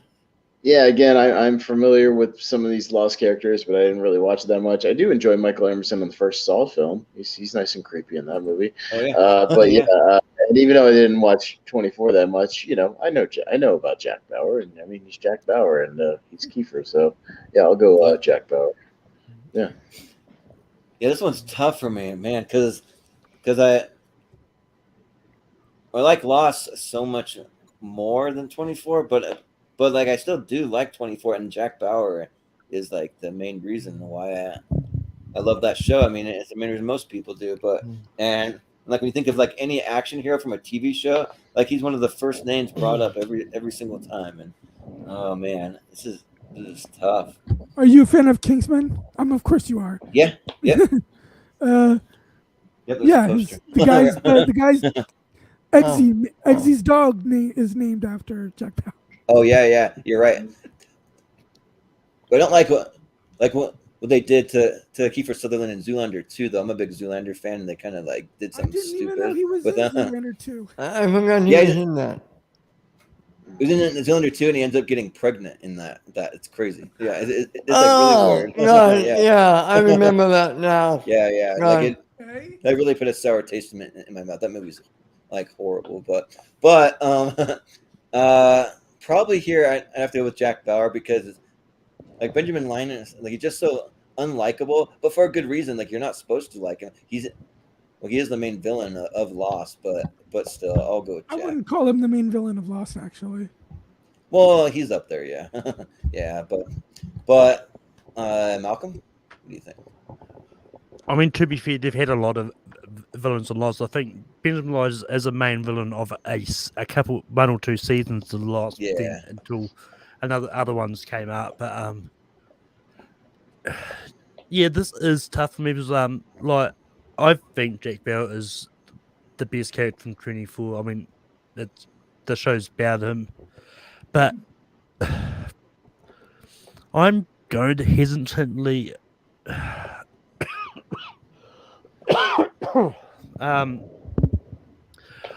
As much as I hate going against Lost, because as I said earlier, I think Benjamin Linus is the better Michael Emerson character. I think Jack Bauer is the better character overall out of the two, so I'm going to go Jack Bauer. Malcolm got a little smoke monster smoke in his lungs before he had to vote on that one. Yeah. His name's Henry Gale. He's from Minnesota, right? but Ben. Okay. Oh, I'm ready. Okay. I can't believe I'm saying that. Jack Bauer. He's a one-dimensional character. He's all action all the time. He breaks the rules. He doesn't listen to authority. He doesn't listen to any advice. He does what he wants. And sometimes that comes back to bite him in the ass. Benjamin Linus. Yeah, you first meet him as Henry Gale. At first you don't know if you can trust him. And then you find out he's one of the others. And then you find out he is not his answer. And then you find out he has a daughter. Then you find out his daughter hates him and these people come to the island and kill him. Then you find out, and then they kill his daughter, but then you realize, oh wait, you really cared about his daughter the whole time. Ben Linus has multiple layers. You care about him, you get fooled by him, yet you can come back around and root for him. He's an incredible character, and that's why I picked Benjamin Linus. Yeah. Those are all valid points, so yeah. Well, Brian? Go with Jack. I see him more than Benjamin, so Jack Bauer's my pick. Yeah. Well, good triumphs over evils this time, so we'll go with Jack Bauer. I mean, Ben is a troubled character, but I don't even think I would call him a villain. No, he's not a villain. Well, I don't know. Yeah, like it depends. He does some pretty crazy stuff. Like, well, I'm not going to spoil anything, but there's one episode in particular where like he's evil, pure evil, based on what he does in the episode. But anyways, up next we have Peter Petrelli from Heroes, so that's one of my picks. Going up against Arvin Sloan from Alias, so that would be Stevens. So, I believe Austin. I think you're up first. Peter Petrelli is alphabetical order first because I don't care about the show. So Heroes. Okay. Yeah. Well, for me, I think Heroes like season 1 of Heroes for me is like hands down the best single season of TV that exists for me personally. But then after that, like it's a little wonky. But I still really I do love this show. Like I went so far as like when they canceled Heroes, I like immediately went on to all the social media, made groups to try to bring Heroes back, petition to bring it back, try to get people to like join this cause to bring it back because it leaves on like a big cliffhanger. Well, ends on a big cliffhanger and stuff. So like, and also I'm like really big on like character based shows. That's why I wanted to do an episode like this because if it's more character based, I kind of gravitate towards it a little bit. And I still haven't seen Alias, so that's the one show that I haven't seen. So I don't really know the character, but I do plan to watch Alias. That one's high on my radar to watch. But yeah, and also Peter, like there's a really cool arc with this family, and like you get to know his brother, you get to know his mom, and he's also one of the characters that has multiple powers, where he can take on powers of other people too eventually, and like there's some really cool things he's able to do. So yeah, I got to go with Peter Petrelli. And also, I had a chance to meet Milo Ventimiglia at a Comic-Con, but it's between meeting him or Michael Rooker, and the group I was with wanted to go meet Michael Rooker more because they recognized him from Guardians and all that stuff. So we did that, and then we ran out of time, so we didn't get to meet him, but anyways, yeah, Peter for me. Malcolm, what do you think? Yeah, like I'm not familiar with Arvin Sloan from Alias at all, like, but I did watch Heroes. It was a fine show. Like, it's one that I didn't gravitate to a lot. I think I watched all the first batch. I haven't seen the new Heroes Reborn and stuff that's come after that. Eventually, I might. You're not missing. I'm gonna watch much. it. I'm gonna Yeah. watch it eventually. Yeah. But I'll go Peter Pichelli on this. Yeah. Well, Ben, what do you think here? I'm going Peter. Yeah. I have nothing to say on this one. Sure. Yeah. Yeah, that's fair. Brian, what do you think? Peter. Yeah. That's all you need to say. So, Stephen. Peter is actually one of my least favorite characters from Heroes. Ooh, okay. I just thought he was kind of bland, to be honest. Mm. His brother Nathan is much more interesting, and I think the actor is better. And there are other characters that I like a lot more. Actually, funny enough, Greg Grunberg's in Heroes, and he's an Alias as well. Oh yeah, because it's a J.J. Abrams thing. Yeah. Yep. Yeah, He's but in he Lost. actually, yeah. Well, he's like in like one episode of Lost and dies very quickly. He's in Big Ass Spider. Anybody seen that movie? No, but besides me. But I met Greg Grunberg at a Comic Con, and I have a picture with him where he's reading my mind from Heroes. But yeah, but so it sounds like Peter Petrelli is Yeah, I think, by the way, Arvin Sloan is the best TV villain of all time. Oh, so he plays the villain. Okay, nice. Cool. We'll have to check it out sometime. But let's see. It'll be the end of that side. All right. By the way, there is one show on my list that I would definitely not be surprised if nobody here saw. Okay. Well, all our TV episodes are usually long ones, so it's gonna be a marathon tonight. Unless we go faster. But we have April Ludgate from Parks and Rec. That's my pick, because I'm a big Aubrey Plaza fan. But run up against Carrie Matheson from Homeland. So it's Claire Danes from Homeland. So who's Jordan? Okay, well, this one's pretty easy, but like from the one season of Homeland that I saw, though, she was the best character. I mean, she's pretty much the main character of Homeland. So she's great, but I mean, April Ludgate, I just like her style, like her I like humor, her kind of random, just I don't care about anything, kind of sarcastic kind of humor. Like it just works really well with me, especially on Parks and Rec, especially. So she is one of my favorite characters. I won't say my favorite character from that show, but she's one of them. So yeah, I'm gonna vote for April. But Malcolm,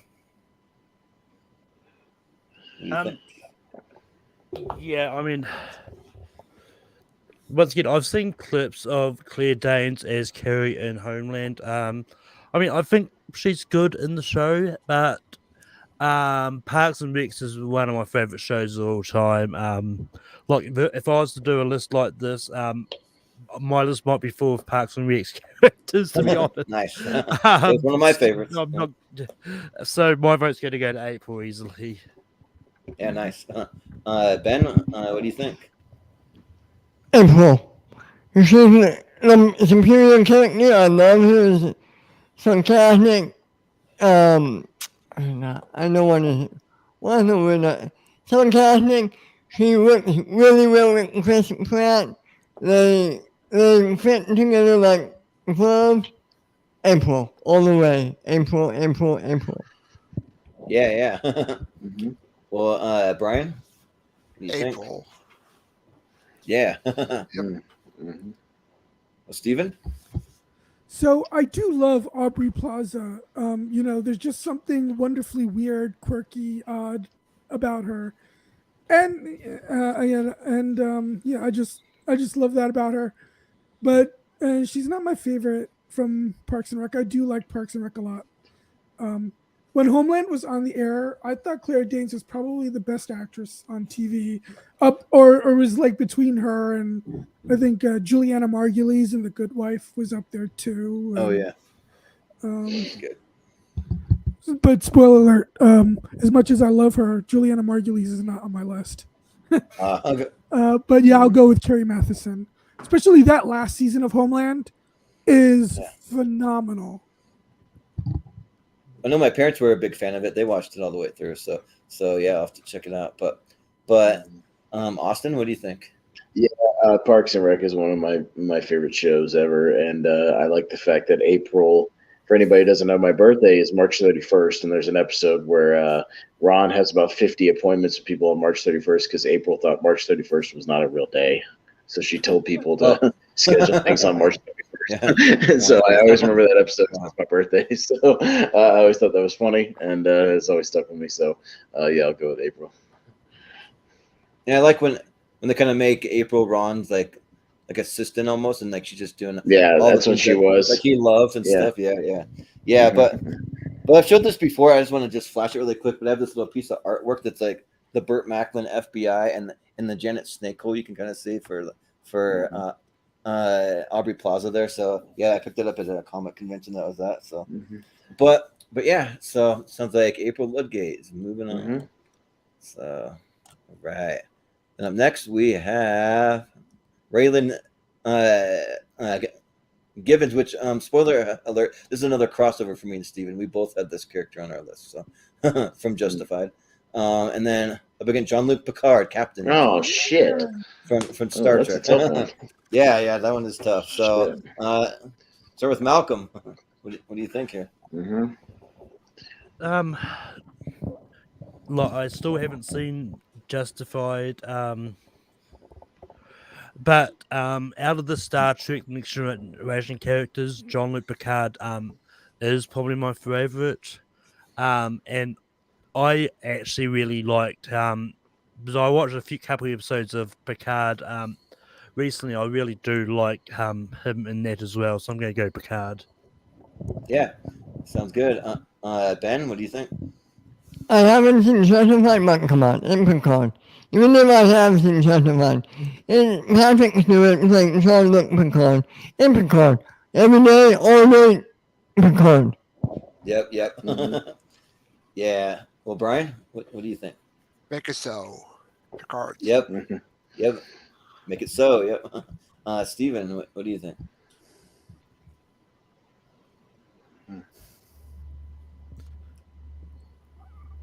I think Picard is going to win, so I'll go with Raylan Givens. Yeah. Well, Austin, what do you think? Were these on both of y'all's list? Yeah.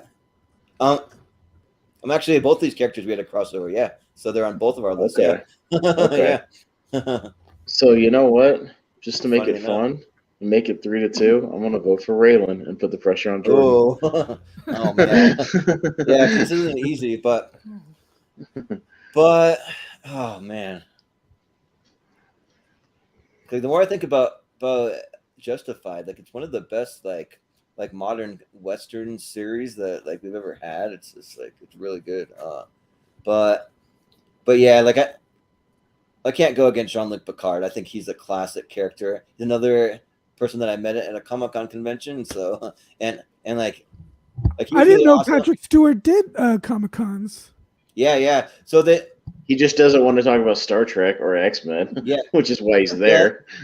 Yeah, like I went to one where they had the entire cast announced for Star Trek Next Generation, every single main character except for Patrick Stewart, and then the day before the Comic-Con, they did a surprise announcement and they announced him. So like we got tickets pretty quick, and we were like one of the first in line to go meet him. And actually, when I met him, I was just as Gambit from the X-Men, so it would have been easier to just talk about X-Men.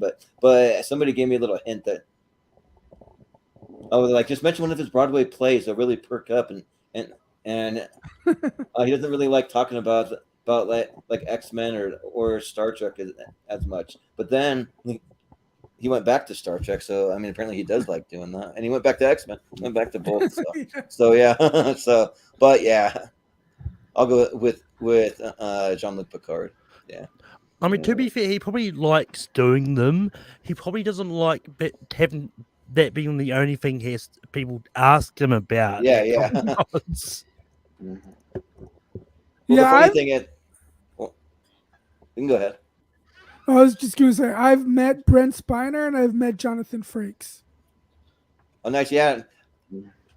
At the same convention, I saw a panel with Brent Spiner and Jonathan Frakes. They're like stand-up comedians. Those guys are hilarious together.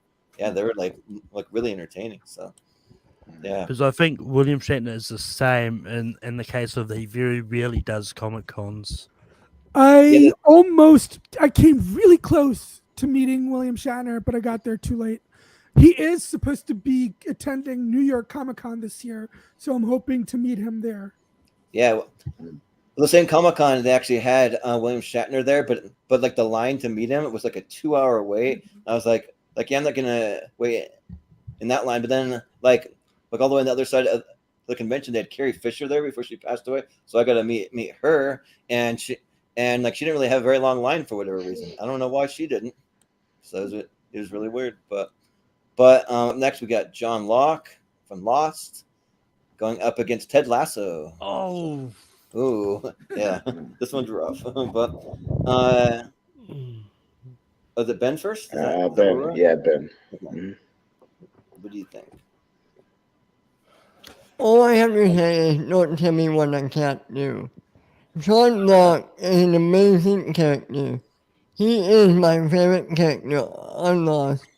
And I mean John Locke. I don't mean the smoke monster that comes out in end of season 5, beginning of season 6. John Locke. You care about this character. You feel for all his pain that he went through. Hell, even though he had being in a wheelchair, that wasn't the biggest pain he went through. When his dad stole his fucking kidney. My God, that is so hard for me to watch. This character is freaking incredible. So, whatever you do, wherever you go, don't tell me what I can't do. Yep. Brian, what do you think? John Locke. Yeah. Stephen? I don't have Apple TV Plus, so I haven't been able to watch Ted Lasso. So it's great. Yeah. I'm going with John Locke. It's really good. Yeah. But Austin? I don't know. Yeah, I like I said, Lost is whatever to me, and I haven't seen Ted Lasso yet because I don't have Apple TV. I do like Jason Sudeikis, so. But again, going with my alphabetical theory, it's very close. But Ted Lasso is just slightly above him in the dictionary. So Ted Lasso. Yep. Well, all I'm gonna say is be curious, not judgmental. That's one of his lines from I have the little just a sticker. But yeah, like Ted Lasso is great. Like if you haven't seen it, it's very inspirational, but it's also super funny, super entertaining. It's a hard one to watch with my family because my family, I come from a religious background, and it's super inspirational and inspiring. But then they drop all these F-bombs that my family's not a fan of. They just have that just randomly in there that you wouldn't really think. You'd think it'd be maybe a PG rated type of show, but it's really not. So they do cover some pretty deep stuff and again, I never expected Jason Sudeikis just take this character that was literally something that he did, I think for Fox Sports or something like that for their soccer segment, you just pretend to be this coach for a little comedy segment, and they made it into a full blown show that's won a bunch of Emmy awards. They pretty much swept all the Emmys last year for comedy and everything. So it was pretty fun to see that. And also I think John Locke's one of the most annoying characters on Lost. I just think that he just annoyed the hell out of me. So I'm just kind of good. He gets what he deserves. Lose your kidney, lose all that. I don't care. I don't like you as a character. So I'm gonna vote Ted Lasso. But Malcolm. So the votes are at 3-2 right now, isn't it? Mm-hmm. I believe so. Mm-hmm. Yeah, so John Locke isn't my all-time favorite character from Lost. I do think Terry O'Quinn is great for the role, who ultimately sort of has really interesting art. Like he starts off being kind of like this antagonist sort of thing to Jack and trying to oppose Jack's decisions a lot of the time. But then ultimately, by the end, he gets possessed by the smoke monster or becomes it, like dies and then comes back, becomes the Man in Black. It's like a little bit confusing at the end there, but he doesn't look, come back. It's just that the smoke monster took over his body. I know that. I mean, as I said, in a way, comes back. Even though it's not. But that being said, I also don't have Apple TV Plus, but yet I have actually seen Ted Lasso. I'm not going to go into more of that. I don't want the feds knocking down my door. Sure. But me mateys, Malcolm. I've been there before. Yeah. You're in New Zealand. They can't get to you. Yeah. But yeah, like I have like a while back I watched the first episode of Ted Lasso, like, and just sort of shrugged off because I didn't get it. But then I actually started watching it because I had to write a Formula Random on it. It's actually a really good show. Look, I like Jason Sudeikis' character in it, and I think it's great because for this character to be hired to coach this football team, when the football manager was hired him because he just to because they wanted the team to lose, and that because she wanted this team to lose and all that. I think he's a good in the show. I'm going to go Ted Lasso him and force it to a tie. Yeah. And, all right. There you go. And if you're not a like soccer / football fan, like this show would like almost make you into one. Like it makes the sport a lot more interesting. But yeah, some people aren't. I still don't care never about soccer after watching the show. Yeah. I do a little more. So Brian had the last tiebreaker, so it goes to Stephen. So Stephen gets to break the tie. Ooh, you gonna stick with it or switch? And I just don't think football is an interesting sport to watch. It's okay to play. It's fine to play, but not to watch. I'll stick with John Locke, though, by the way. Yeah. Mm-hmm. Well, when you're watching a sport for like over 2 hours, and like sometimes the score is still like 1-0 or 0-0 even at the end. Oh, I don't care about it's like really slow. Yeah, I don't care about what the score is. It's just that there could be like 5 minutes left of the game, but it'll still go on for like 10, 15 minutes because they're constantly stopping and restarting. Well, then don't ever watch the last 3 minutes of an NBA Finals game because it'll go on for half an hour. Jordan will tell you. As a viewer, that's not interesting to me. Yeah, I will say, like in Ted Lasso, there isn't actually a lot of football scenes shown. Like a lot of it is about the behind the scenes of this team. So, yeah, but I really want to go to one of those football arenas where like they get so crazy. Like you can look it up online where they're like sitting in the stands with like little torches and like fire, and they're shooting off fireworks in the actual stadium, and the whole place is just like completely filled with smoke, and it's while the game's like in progress, like just going, and like it's crazy. It looks like the stadium's about to burn down. Yeah. I was just gonna say, I always say like, oh, I don't have Apple TV, and then I always forget I have 2 different pirate apps on my Xbox, so like I could watch it if I want to. I'm sure somebody's uploaded it because they have people upload like Netflix shows on there and stuff, so I'm sure it's on there. I could if I wanted to. I always just forget about that. I try not to use it if I can avoid it. Well, Apple TV, it's only $4.99 a month. That's one of the cheaper ones. So yeah. Yeah, I know, but it added to my other 18 subscription services, and it's like, you know, it all adds up. Yeah. Yeah. But I was also always confused as to whether or not you needed an Apple product to even watch it. Right. You don't need an Apple product to watch it. You don't need it. But if you have an Android phone, you can't get the Apple TV app, but you can just go to the website. It's just a little more difficult. They make it kind of difficult for Android users to do it because I have an Android. Mm. Like I got to go through some hoops to watch Apple TV. Yeah. But up next, we have Corey Matthews from Boy Meets World, Here he is. of course. Yep. Here he is. Where's Going Topanga? against Olivia Dunham from Fringe, which is not easy for me. I'll just say that. Oh my God! Alright. Talk about the selfish choice here. Yeah. So who's up first now? Is it Brian. Yeah. Yep. How is he phrased so where is Corey? Yeah. Stephen? Yeah. Stephen. Yeah. Yeah, I'm gonna go with Olivia. Yeah. Austin? Who plays Olivia? Anna? Anna Torv. Something? Yeah. Anna Torv. Yeah, Anna Torv. Yeah. Okay. Has she done anything else? Or is she just mainly like somebody from Fringe? She's done some small things, I think, but I don't know if she's done a lot. Huh.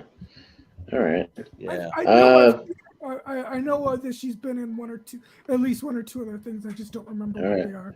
Yeah. Olivia Dunham comes first in the dictionary. So. Oh, come on. What? Sorry, I didn't grow up with Boy Meets World. I don't give a shit about Boy Meets World. I've seen like. Have you seen it though?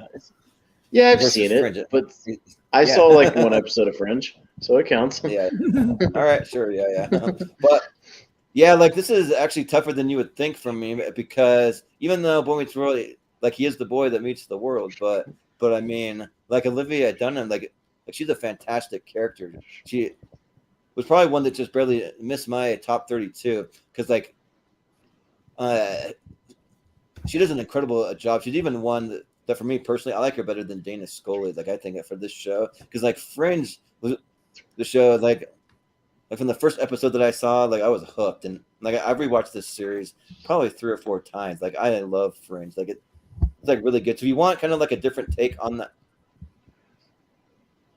X-Files, you can check out Fringe. I think X-Files kind of has some more kind of creepier elements. Like it gets a little creepier, and I think Fringe is like kind of like X-Files, but it's a little less creepier and more kind of like to the sci-fi elements a little more. I think that it plays a little more. But they both have elements of everything in it, so like all that stuff. But I kind of get the comparison, but it's very different from the X-Files because it's really about like because especially when it starts getting into alternate worlds. Yeah, the alternate worlds. Yeah, that is true. Yeah, but here, yeah, like I'll justify one thing a different way. I'll justify my vote a different way, Steven. Joe Chappelle, I was looking up, directed a lot of episodes of Fringe, and he directed one of my favorite horrible slasher movies, Halloween 6: The Curse of Michael Myers, a movie I'm fascinated with. So there you go. Yeah. So I'll vote for Joe Chappelle directing Fringe. Yeah. Yeah, but yeah, I got to go with Corey Matthews. I mean, like it's obvious. I probably could have just like kept it short and just said Corey Matthews, but still. But yeah, I don't even know why you're justifying. You're gonna vote for the Boy Meets World guy. Of course you are. Yeah, of course. Of course, but Malcolm. Yeah, I never understood the love for Fringe. I tried watching it. I might give it another. This is another show. I might give it another shot at some stage, but I just on HBO Max. Yep. I think it's actually Disney Plus for us, but anyway, that weird Disney shit over there. Yeah. Hey, we put Deep Throat on Disney Plus over in New Zealand. Watch it. Yeah. Well, it's a Fox show, so that's probably why. It's over in New Zealand. We have Debbie Does Dallas on Disney Plus. Check it out. Yeah, Taboo 1 through 8 on Disney Plus. Yeah. Well, I mean, like outside of America, we've got the Star section anyway, which is the more adult oriented stuff. Yeah. And that anyway, because we had parental locks in our Disney Plus since a long time before you guys. Yeah. Which I found it weird. But anyway, look, I love Boy Meets World. Corey Matthews is easily my favorite character on it. So yeah, my vote's going to go to Corey Matthews. Yeah. Also, Anna Torv was Wendy Carr from Mindhunter. I don't know if anyone watched that, but that's another. Okay, nice. Ben, what do you think? Okay, can somebody please tell me the score real quick? It's 3-2. Yeah, 3-2. So Okay. you can make it a tie if you want. Corey Matthews is untrustworthy. He's a cheater. Yeah. He's a doofus. Especially when he's young. You can't trust him. Olivia, one of the most interesting female characters on TV. She's a badass. She is combative.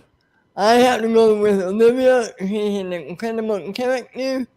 Corey Matthews is the worst character on that show. Oh wow. Well, but does he have one of the best romances on all of TV and one of the best romances simultaneously? Does he have that? Not as good as Penny and Trick. Not as good as Penny and Trick. Yeah. That's true. Sorry. Yeah. Well, It's so a tie. And it goes to me, and I'm tired of seeing Boy Meets World characters on here, so Olivia gets the win. Yeah, sure, that's fine, because there are two more Fringe characters on this list. Well, okay. And no, honestly, I like Corey, but I like Olivia more. I'm sorry.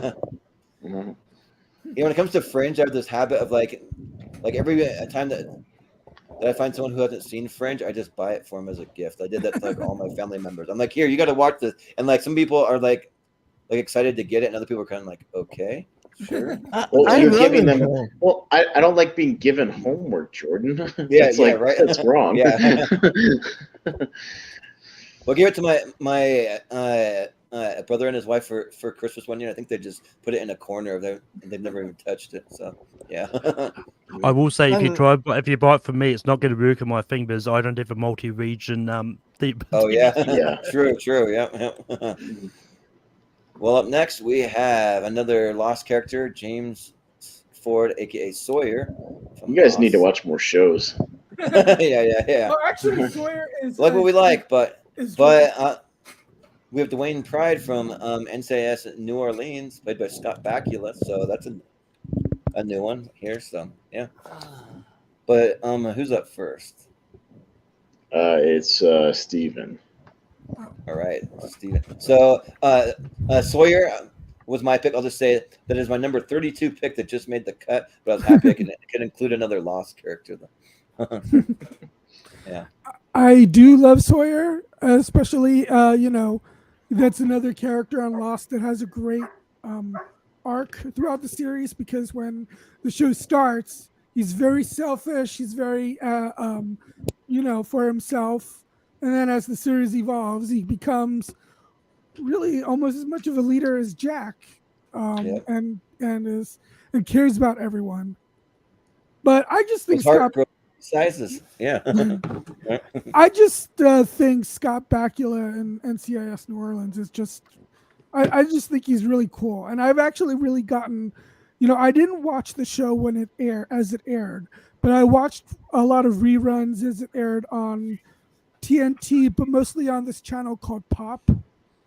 And I, I haven't seen every episode, but I've seen a lot of them. And Dwayne is just a cool character, and Scott Bakula is badass. So I'm going with Dwayne Pride. Yeah. Austin, what do you think? Pride before Sawyer in the dictionary. So Dwayne Pride. Yeah. Sorry, Jordan. You need to pick more characters that have higher names in the dictionary. That's not my fault. You picked all these characters with like S last names or T or whatever. What? Technically, Sawyer's real last name comes before Pride. Yeah, Ford. Come on. Well, Ford. What it is on there, it says Sawyer. So that's not my fault. You could have put James Ford, and I would have voted for James Ford. I don't know who that is. It's your fault. He's known more, like way more on the show, but by Sawyer. Like even like most of the first season, like you don't even know what his last name is. So, but yeah, like so I went and I watched a couple episodes of NCIS New Orleans. Stephen, have you seen the whole series for NCIS New Orleans, or have you only seen like certain episodes?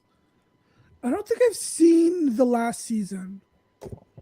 Okay, because I watched one because I just looked up what the best episode to watch was, and there's one where he gets married in it. That's like season 7 or Oh yeah, like I think that is the series finale. Okay, yeah. So I watched that. So I watched the series finale, and that's all I've seen. So I've seen that. How it ends, but they end it almost kind of like on a cliffhanger. So like they could do have more to do with the show, yeah. But for me though, like I just get kind of tired of like he's like super generic, like cop and like police procedurals and like FBI shows. You have NCIS New Orleans, NCIS Hawaii. You have CSI Miami. You have all these like shows that just kind of blend together for me. I'm just kind of like yeah, like whatever. Like if you've seen one, you've almost seen them all for me. And it's kind of like just watching like a generic Liam Neeson action movie. I'm just kind of like. Well, I personally love Liam Neeson movies. Yeah. Most of them anyway. yeah. But we got another lost character, and Sawyer's one of my favorite characters, and one of my favorite things to watch. If you go into YouTube, they have a compilation of all the nicknames that he gives people that are pretty funny. He just rattles them off one after the next, so like that's pretty fun to watch. Yeah, I know he calls Kate Freckles. Yeah, he calls her Freckles, or like he calls like Hurley Stay Puffed, or like just like random names like that. Yeah. Or like some of the names that he comes up for John Locke too. I forget, like Mr. Clean and like some of those. Yeah, so it's pretty good. But yeah. So I got to vote for Sawyer. But Malcolm, what do you think? I mean, in that white vest, Locke does kind of look a bit like Mr. Clean. Yeah, he does. Yeah, but yeah, I haven't seen NCIS New Orleans. I mean, this isn't the Scott Bakula character I thought was going to appear here, but maybe it's going to come up later. Yeah. But yeah, I'm going to go Sawyer. Yeah, one of my favorites is when he calls Saeed nicknames, calls him like Abdul and like Muhammad and stuff. They're kind of racist a little bit, but they're on an island. They're like secluded, so who cares? but Ben, what do you think here? Son of a bitch, I thought this was going to be easy, hard, but it's quite easy. I have to go show you. Not only does he have an incredible arc, there's one episode in season 5, I forget the name, but they make you buy into the Sawyer-Juliet romance in one episode, in 50 minutes. That's freaking hard to do. I love Sawyer. He's one of my top 3 favorite characters. Sawyer, son of a bitch. That's my pick. Yep. Yeah. Well, Brian, what do you think? I'm going to go with the Drain. We need more other shows on this. Let's move on. We don't need so many lost characters to move on. So I'm going with Brian. Sure. Yeah. Well, what are the votes? With that, we have a tie. Okay. So it goes to Jordan this time. So yeah. Well, just because I know, like, spoiler alert, we got another Scott Bakula character coming up. So I think for this, I'll stick with Sawyer. Yeah. All right. So yeah, but what if what if the randomizer puts him up with a character in which he ends up losing to? Yeah, that is true. So you never know. Yeah, it might not be very much Scott Bakula going forward. We'll see. But we got Bart Simpson up against Oliver Queen from Arrow. Ooh. So mine's obviously Bart, and then Stephen had Oliver Queen. So I'm up first. Okay. You're first. Arrow is some like soap opera CW bullshit. So like I'll say Bart Simpson. Yeah. Yeah, like I watched the first, I think, like 3 seasons, but like even when I watched them, like I kind of just was like floating through them. I just was like not even that like invested. I just watched it because a lot of other people that I knew were telling me that it was good, and I had free time, so I just watched it. But I wasn't really that invested. Although I do love who's the actor that actually plays him? I always forget. Stephen Amell. Stephen Amell. Yeah. Oh yeah, Stephen Amell. He's a great actor. So like, I'd like to He's see a good him in wrestler. more things. Yeah. but like maybe not as Casey Jones. I didn't care for him as that when No. when he did that for. Hey for Ninja guys, Turtle, I'm Casey but- Jones. Yeah. Yuck. Yeah. Yuck. Casey Jones. Hey guys, how's it I'm gonna going? Casey Jones. I'm gonna Ugh. take off my mask after like a minute, and I'm never gonna wear it again. Mm. Yeah, it's like really. Yeah. So Bart. Well, Yeah. that's a bad Bart's movie, easy. period, though. Yeah, it was a bad movie. I would agree, but yeah, Bart easy. So, Malcolm.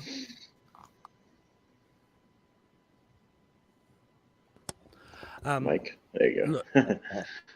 I didn't forget. Is this thing on? But yeah, I mean, as much as I do like The Simpsons, when it comes to the Arrowverse, and I don't know how many others are going to appear, I think this might be the only one. I really do like Oliver Queen a lot, so I'm gonna go Oliver Queen here. Yeah, like, I vote for him if we were just reading comic books here. I'd vote for him, but that's it. but Ben. Okay, in Arrowverse, when it was the peak Arrowverse, who was the one hero that everybody looked to whenever they needed advice? Whenever Flash. there was a team up, who was the one hero that stood beyond everybody? Arrow. Oliver Queen was the Arrowverse's Batman. And he, in those first 2 seasons, he was incredible. He was like a Dark Knight. He was killing people. He was vengeance. He was attack. He was skilled as an archer. He was smart. He had a plan. He followed that plan. He was a leader when they needed a leader. Oliver Queen put fear in everybody's head. He went around acting. Have you failed the city? Oliver Queen is the alpha dog in the Arrowverse. I pick Oliver Queen. Yeah, I was gonna say what they did to the whole like DC verse over there when they switched like people in Warner Brothers. They kind of neutered it to almost nothing. So, but Brian. Just because we have a Simpsons character move on, I'll vote for Oliver. Yeah, sounds good. Steven?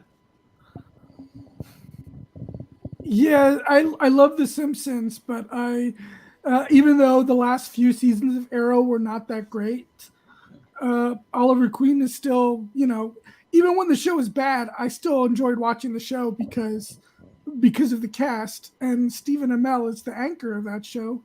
I'm gonna go with Oliver Queen. Yeah. Sounds All good. right, Oliver takes it. All right. So it's Green Arrow. All right. Moving on. All right. Gotta say, I did not expect that. Yeah, I mean, No, me neither. But I like Homer usually better than Bart, so like I'm fine with it. But we have Christopher Chance from Human Target, which I actually have seen before, going up against Ron Swanson from Parks and Rec. Mm-hmm. So All right, Jordan. Well, I mean, this one's pretty easy for me. Like, I'll just go ahead and even spoil it. I don't care. Ron Swanson is my number one. Usually, you don't say it till they get voted out, but like Ron Swanson is like, look for like TV characters. Like he's one of the people that I kind of look up to in it. In a sense, like I don't really have a lot of like heroes or like idols, which I don't know if I'd go so far as to call him that, but like he's just the manliest man out there, though. So a lot of stuff that I like to kind of emulate, like he just doesn't give a shit about anything. Like he's just kind of there for a paycheck, and then he just wants to be just left alone. He wants to go out to his cabin. He wants to go hunting and like kill his own meat. He wants to do his own woodworking. He wants to do all this stuff, and that's like super manly, and so I really like that. But then it's kind of like deep down though, he really does have a heart, and he really does care about the people that he works with and the friends that he has. He even has like a secret identity at Duke Silver, which I actually have the pop figure for Duke Silver here. So yeah, like playing the saxophone, and yeah, like, and he has some of the like best lines from the entire show that are like super quotable. Like yeah, and then like when he said like they'd only cried 2 times in his life, when his father died and when little Sebastian died, and he like says it up on stage in front of everyone. So yeah, I gotta vote for Ron Swanson pretty easily here. But I have seen Human Target though. That is actually a really fun show. It's a show that I thought got canceled way too soon, because I was kind of into it when it aired. I want to say it aired like early 2000s, something like that. I can't remember like exactly. 2009. Okay, yeah. So that's good though. If you haven't seen it, give it a shot. But yeah, Malcolm. Is it even available to stream anywhere? I don't know if it is. I'll look it up. Yeah. I'll fact check that, Stephen, while y'all are voting. I have no idea. But is Human Target that show based on the comic book, that DC one? Yeah, Christopher Chance is actually a character in Arrow. Oh, I don't remember the name of I don't remember who plays him though. Well, I mean, I don't know about the Arrow, but I think it was Mark something in this. Oh, Mark Valley, yeah. I think it was the same actor. I think he can say. I think it was the same actor. No, it was William Travel in Arrow. Oh, okay. I was gonna say, 'cause that's Mark Val or whatever. Yeah. Right there. But that being said, I haven't seen this version of Human Target. But Ron Swanson is easily one of the best, so I'm going to go Ron Swanson. Yeah. And Human Target, is not available free anywhere, but I mean, you can purchase it on Amazon or Vudu or Google Play, all the usual areas, but it is not free streaming anywhere, unfortunately. Okay. Well, Ben, what do you think here? I want all the votes. I think you misheard me. I didn't say I want most of the votes. I want all the votes. I picked Ron Swanson because he's an incredible character, so that you're right. He's a manly man. He knows what he wants. He takes what he wants. He has a great relationship with Leslie. Ron Swanson is my answer. Yep. Yeah, really the only thing that can like take him down is Tammy too, but whenever she comes around, that's the only thing. Yeah. But Brian? I agree with Ron Swanson. He had the best comedic lines ever, and I love his personality, especially give me all the bacon eggs. Yep. Give me all the bacon and eggs. Yep. But Stephen? So I can't be angry about this because Ron Swanson is obviously a great character. But Human Target, that first season, the second season is all right, but it's not as good. The first season is awesome. It was like watching a James Bond movie every week. It was awesome. And Mark Valley is great. And I guess when we do honorable mentions, I might mention a couple other characters from that show. Nice. Yeah. But yeah, so I'm gonna go with Mark Valley is an underrated actor, an underappreciated actor, because he was also in a show called Keen Eddie, with in which he co-starred with Sienna Miller. I liked that show a lot too, and he was in the first couple of seasons of Boston Legal. Okay. But yeah. This is my favorite, and he was in a few episodes, I think, of Fringe. But this is my favorite role of his. So I'm going with Christopher Chance. Yeah. I remember watching Human Target and like seeing the first season, and then I dropped off, and I meant to go back to it, and it's already canceled. And I'm like, okay, this show's already done. All right. They added a couple of female characters because they wanted to add some female energy and some sex appeal, and I was afraid that was gonna. I was afraid it would take away from the other two main characters, but it didn't, and I actually liked the female characters. It was cool. Season 2 was enjoyable, although I didn't care for the premiere. It's just not as good as the first season. Okay. Well, Austin, what do you think? Dude, it's Ron freaking Swanson. Put him through. Yeah. Yep, Ron freaking Swanson. Like, yeah. So, fun fact I found when I was researching Human Target, there was another failed show in the 90s starring the singer of Jesse's Girl as Human Target, Rick Springfield. Oh, wow. It only lasted 7 episodes. Wow. Well, yeah, one of my favorite. At least this version lasted 2 seasons. Yeah. I was gonna say one of my favorite Ron Swanson moments is when he has to babysit his girlfriend's daughter, and then he comes into his office, is playing with the Claymore mine. He has like some kind of mine on his desk, and then the girlfriend comes in, like finds the daughter, and she's like, what is that she has? It's like, what's a decommissioned Claymore mine or something like that? That's like, it's like, what the heck? He's like, really random. Go ahead. Now it's getting a bit late for me. Oh, sure. Yeah. All right.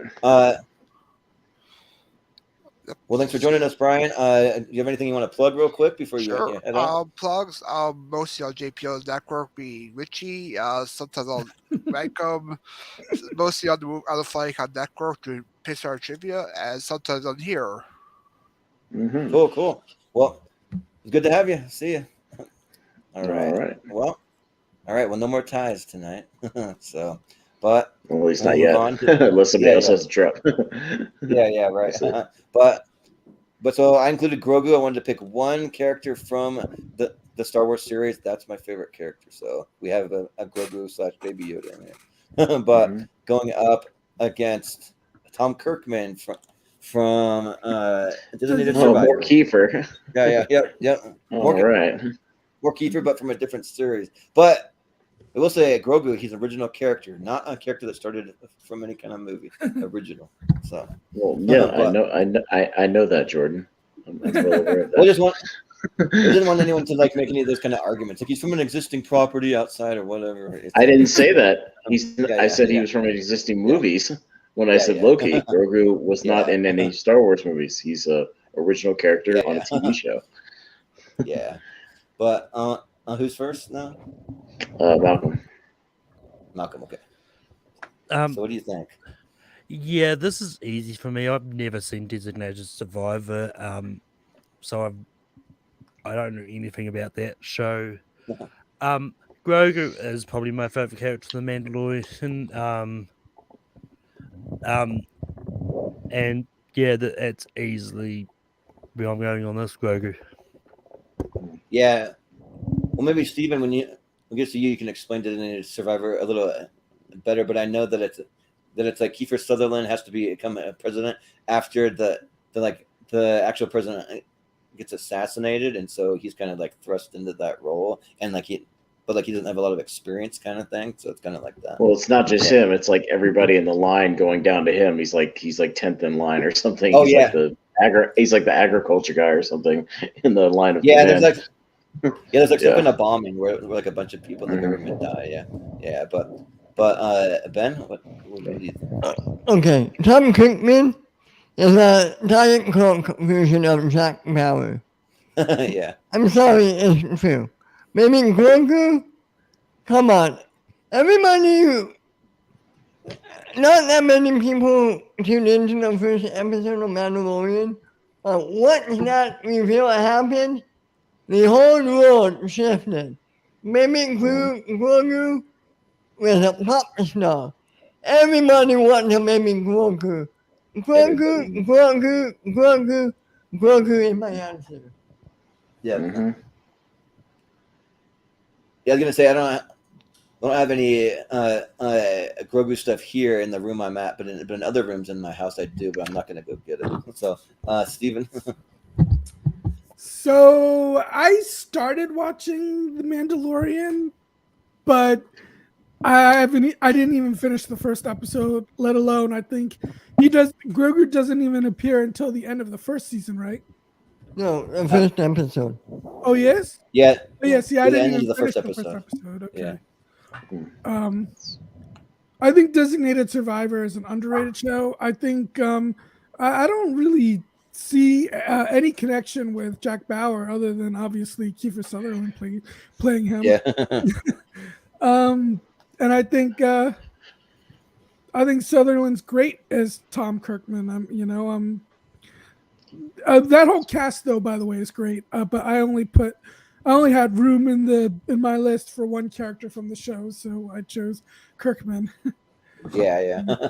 And I'll go with Kirkman Okay. since I haven't really seen much of the Mandalorian. Yeah. We'd either gone with either him or maybe Cal Penn. Like he's pretty good in that series. Although I really want to. The main reason why I want to catch up with the Mandalorian is actually, I believe, somewhere in season 2, Timothy Oliphant appears in the show, and I hear he's very similar to Raylan Givens, his character. He's basically he's playing awesome. like space justified sheriff. Essentially, he's got the swagger. He's like basically like an outpost like sheriff kind of. But he's good. Yeah. It's just he's good. He's great.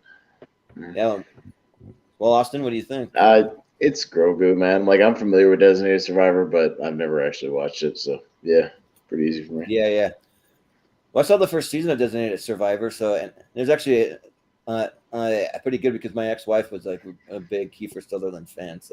But yeah, it's got to be a Grogu for me. And actually, I do have a couple little Grogu things. These are my little pop-it things. You might see me like on camera from time to time, just kind of playing with these because I have major ADD, so I'm like real fidgety with my hands. So I kind of use that to just kind of like just kind of keep my focus. Believe it or not, it helps me keep focus when I just sit here and play with it while I do the show. But yeah, so I'm gonna go with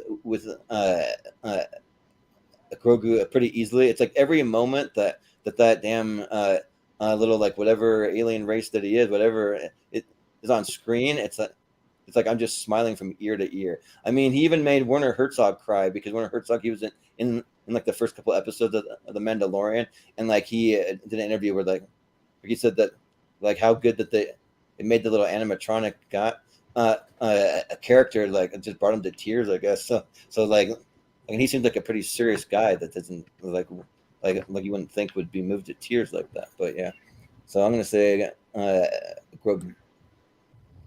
So Grogu it is. Moving on, and then we have Michael Scott from The Office. That would be my pick. Going up against Walter White, which again is my pick. Oh shit! Yeah.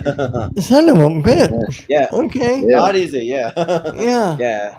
So Right, Ben, Ben. sorry, but you're first. Oh. Yeah. Okay. I got to see here. Okay, Michael Scott. He's an imbecile. He most of the time he's a terrible manager. He can't hang out to a woman. He lives in a fairy tale land. Walter White, one of the most incredible characters ever in TV. He starts out as a mild-mannered science teacher, where he ends up as devastating. He is an incredible villain. Yes, he is a villain. He has an incredible arc. He's evil. He's manipulative. He takes advantage of everybody. But yet, he's great at what he does. Walter White, all day, every day, he wins. Yeah. Boom. Yeah. Well, Steven, what do you think? I wish I was last so that I could vote for whichever one is behind. Yeah, right. Yep. Doesn't always work out that way. I never really saw. I'm not saying that he's a good guy, but I never really saw Walter White as a villain either. I mean, he did bad things for sure. He did really bad things, but he did kind of partially, almost kind of redeem himself at the end when he was able to save his wife from implication. With that phone call scene in Ozymandias, which is one of the best episodes of TV of all time. Yeah, agreed. And then but in that same episode, he kidnaps his own kid and like shoves his family around. Like it's very violent. I know it goes back and forth. Like, but he does at the end. He does save Jesse from the neo-Nazis. Yep. I'm gonna go with Walter White. It's very close, but I'm gonna go with Walter White. Yeah. Well, Austin. Yeah, this is rough. This is like a championship match in the first round. It is. In the first round. One of these is just because I think it's just because I think I've watched it more overall. I mean, I love Breaking Bad, but The Office is Michael Scott. Like, and as evidence, when he left the show, the quality went down with it. So, it's that show is not what it is without Steve Carell being the glue that holds it all together. So I'll go with Michael Scott. Yeah.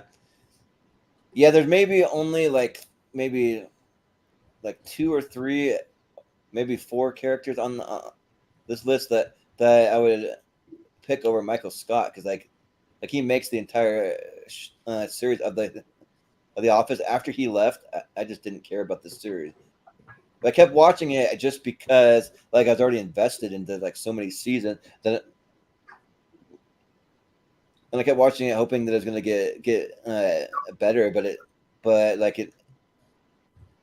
never really did. I mean, it had its moments, but like nothing like when they had Steve Carell on. But yeah, I still got to vote for Walter White. Like Walter White's pretty easily like one of the best characters in TV history. And actually, I was able to see Ozymandias on the big screen with Aaron Paul in attendance, which was awesome because I'm from Idaho and so is he. And so he actually went to my rival high school growing up, which is kind of crazy. So yeah, but directed by Ryan Johnson, that episode Ozymandias. Yeah, Ryan Johnson directed my favorite episode of the show, but he also directed my least favorite episode of the show. The one with the fly or whatever, like that episode. Oh, I love that episode. That was an incredible episode. Yeah, it's one of my favorite episodes too. Yeah, but yeah, me and Chris Scott saw it on the big screen, so like that's one of our other co-hosts. If you watch the show, so and we were dressed in character. He was Walter White. I was Jesse. We dressed up for it and everything. But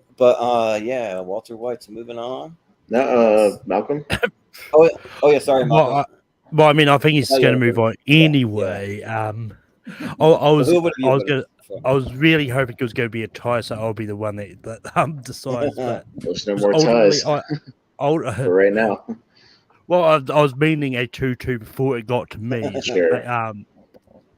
But yeah, I would have gone Michael Scott on this because I've only watched The Office for the first time. I think I started it last year. I think I almost finished it. I mean, I'm one of those ones. I actually quite like the episodes that were post Michael Scott because I think they were just as entertaining. Because I think when it comes to The Office, the show is not so much all about Michael. It's everyone in that group, like the Jim, Pam, Dwight, and all that. I think they all make it up. So I think that's why I like it.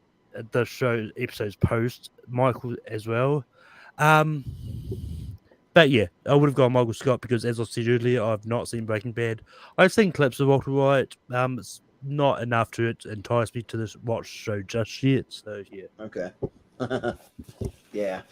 Well, it's still Walter White, but we have some decent love for Michael Scott, so that's good. No, please, goddamn no. Yeah, no, yeah, yeah. No, please, God, no. Usually, no.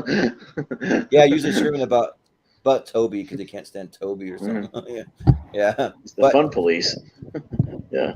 But for the next one, I had a little bit of a cheat, but it's only because like these are the like the two characters that like basically make up the entire show. So I have Fred and Carrie from Portlandia. That's and a like cheat. basically You cheated, Jordan.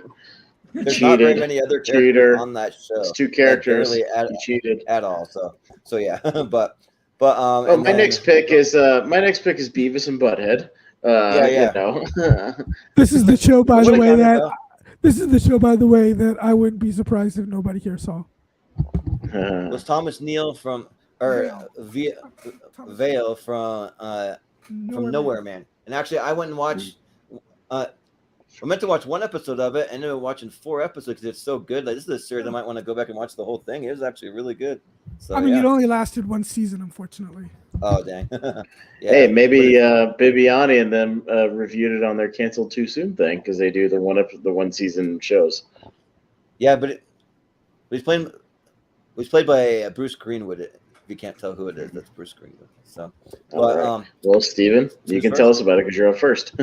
So there you go. Well, you know, Thomas Vale is a photographer who returns home after a trip to, I think it's Nicaragua, where he takes a photo of what appears to be an execution, and then one night during his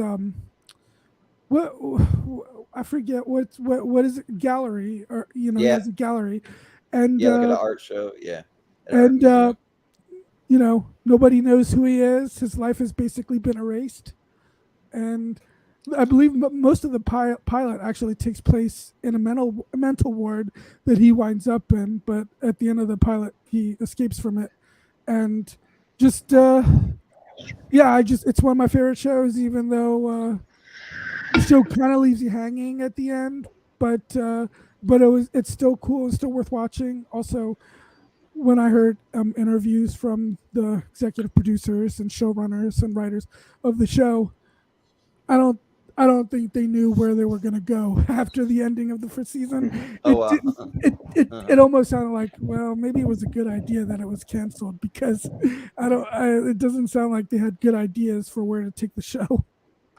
Yeah, but I love the show. I love Bruce Greenwood in the show. Thomas Vale is a great character.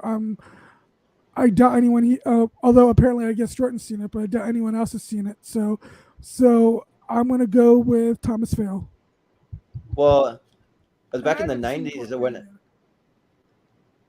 Oh yeah, but it was back in the 90s, like late 90s, early 2000s, when it was UPN and they're actually putting out somewhat decent content. Like they had Reaper, that they had Nowhere Man, they had a few of those shows on there. I think Reaper was was it CW or WB? I forget. It might have been like one of the first early CW things, possibly, but it was borderline maybe the UPN kind of era though. But Austin, what do you think? I will vote for Thomas Vale because Jordan cheated and nominated 2 characters, and I think he should be penalized for that. So I'll vote for Steven nominated a singular character, so that gets my vote. Yeah. Well, if you watch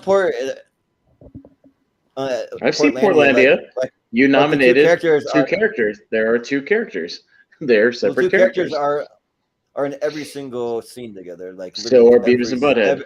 Every single scene together, and there's almost no other characters. There is other characters, but there's not many. Like it's just, like they play like about 6 or 7 different versions of like themselves, like in like all different characters and stuff. So that's why. But like for Portlandia though, like it's probably my favorite sketch comedy show of all time. Like I even like it better than SNL. Like it just really hit hard with me, just because like just some of the things that they touch on too. Like there's a scene where they're watching Battlestar Galactica, and they watch one episode, and they're like, one more episode, and it's like right before binging became popular, and so like one more episode, all right, one more season, and then you see the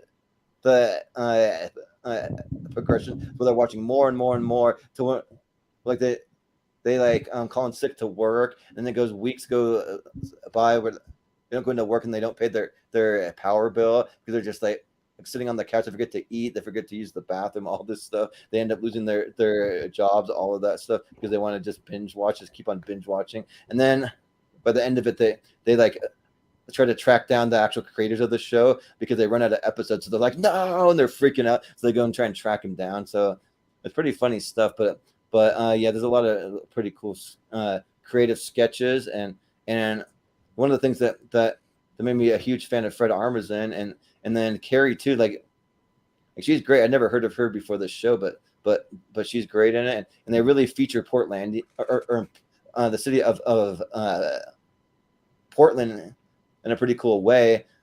I've heard now it's become kind of a dump now after all the like COVID and like BLM stuff has gone on there. But yeah, so I'm gonna vote for Portlandia. But if you haven't seen Nowhere Man, you should check it out. Like I'm actually like kind of hooked on it. So like I'm probably gonna finish the one season that they have. So yeah, but Malcolm, what do you think? Yeah, I've not seen or heard of either of these shows, to be honest. Okay. Well, you can go with Austin's logic if you want. Just go alphabetical. I'm not. I'm going to do Austin's logic for this one, but I'm going to go Thomas Fowl because Jordan cheated. Yes. All right, sure. Exactly. I see how it is. There you go. I see. Mm-hmm. Hey, you did that to yourself. Yeah. Well, Ben, what do you think? I'm a Portlandia only because I like Fred Armisen. I don't know any of these shows all that well. Yeah. Well, it's good to have some kind of like lesser known shows to kind of turn people on to these shows. So yeah, but I guess it's going to be Thomas Fowl. So yeah, that's fine. Yeah. Hey, guys, I have to get going. I'm really sorry. I just have to get going. Yeah. No worries. Yeah. Do you have anything you want to plug real quick before you head out? Yes, you can follow me at my Twitter, Raynor. You can follow me over on my YouTube channel, The Multiverse of Geekdom. And you can follow, and I'm just all over the place. Thank you, Jordan, and everybody for having me. See everyone real soon. Good to have you. Bye. We'll see you. All right. So I can't believe Thomas Fowl squeaked by on a technicality. Yeah, right. Hey. Yep. I'm happy to do so, Stephen, because, had Jordan picked a singular character, maybe I would have gone with some other logic. Yeah. Yeah, I mean, and I will say you really sold that show that I actually do want to check it out at some stage. Well, if you ever watched the Liam Neeson movie Unknown? Oh, yeah. No. Oh, because, when I saw the trailer for that movie, I was like thinking, wow, this looks exactly like the pilot episode of Nowhere Man. Yeah. Now, it turns out, when I watched the movie, it turns out it's more Born Identity than it is Nowhere Man. But it's got elements both. Yeah. Well, next up we have Peter Bishop from Fringe. So we got Joshua Jackson again. Oh, hey, it's Charlie Conway. Yeah. Right. It's Mr. Feeney from Boy Meets World. There he is. So, all right. So, me first. Who's first? Okay, Austin. I vote for Charlie Conway. Next. And what about these two? Wait, is that Joshua Jackson? Yeah, that's Joshua Jackson's character from Mighty Ducks is Charlie Conway. So I vote for Joshua Jackson. Yeah. Well, Peter Bishop was another one that almost made my list, but it didn't quite because, of course, I got to have like the best of Boy Meets World on here, like all these characters from it. But yeah. So Mr. Feeney, like he's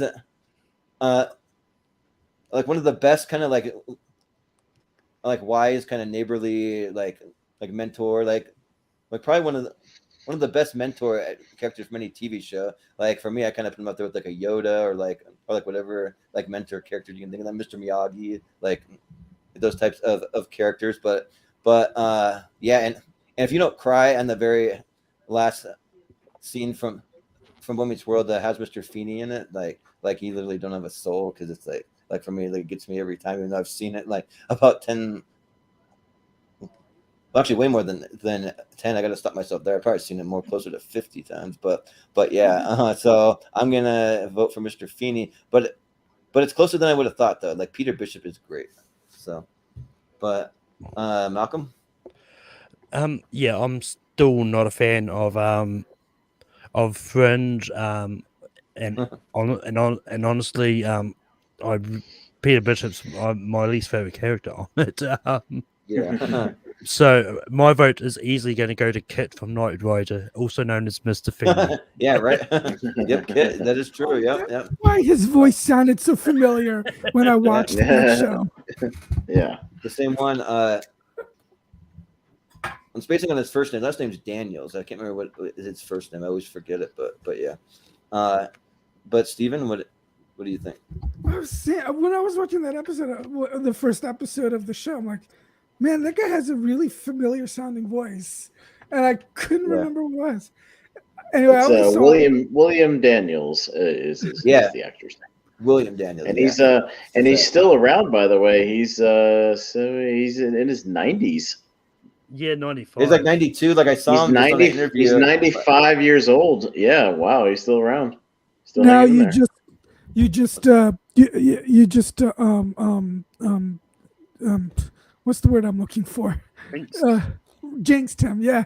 Now he's gonna pass away sometime in the next few days. Yeah, people said that about Betty White for forever, and she damn near made it to 100. So I'm not worried about that. Whatever. Well, someone interviewed recently, and like they had like most of the cast back to do some interviews, and they kind of had to, well, you kind of like tell he's getting a little forgetful. They had to remind him of some things, but then once he started to jog his memory, he got on a roll of something talking about some of the episodes and stuff. But yeah, so is that Steven? Are you voting for Steven? You haven't voted yet? Yeah. Yeah. So the episode I saw, he was definitely the highlight of that first episode. He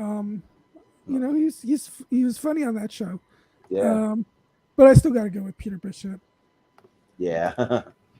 All right. Well, we're back to 4, so we got ties, but it was going to Malcolm anyways, and he's still here, so Malcolm gets the tiebreaker. All right. You keep your vote or switch it? Mm-hmm. I'm keeping my vote to Feeney. Yeah. I'll just pretend like this is Kit instead.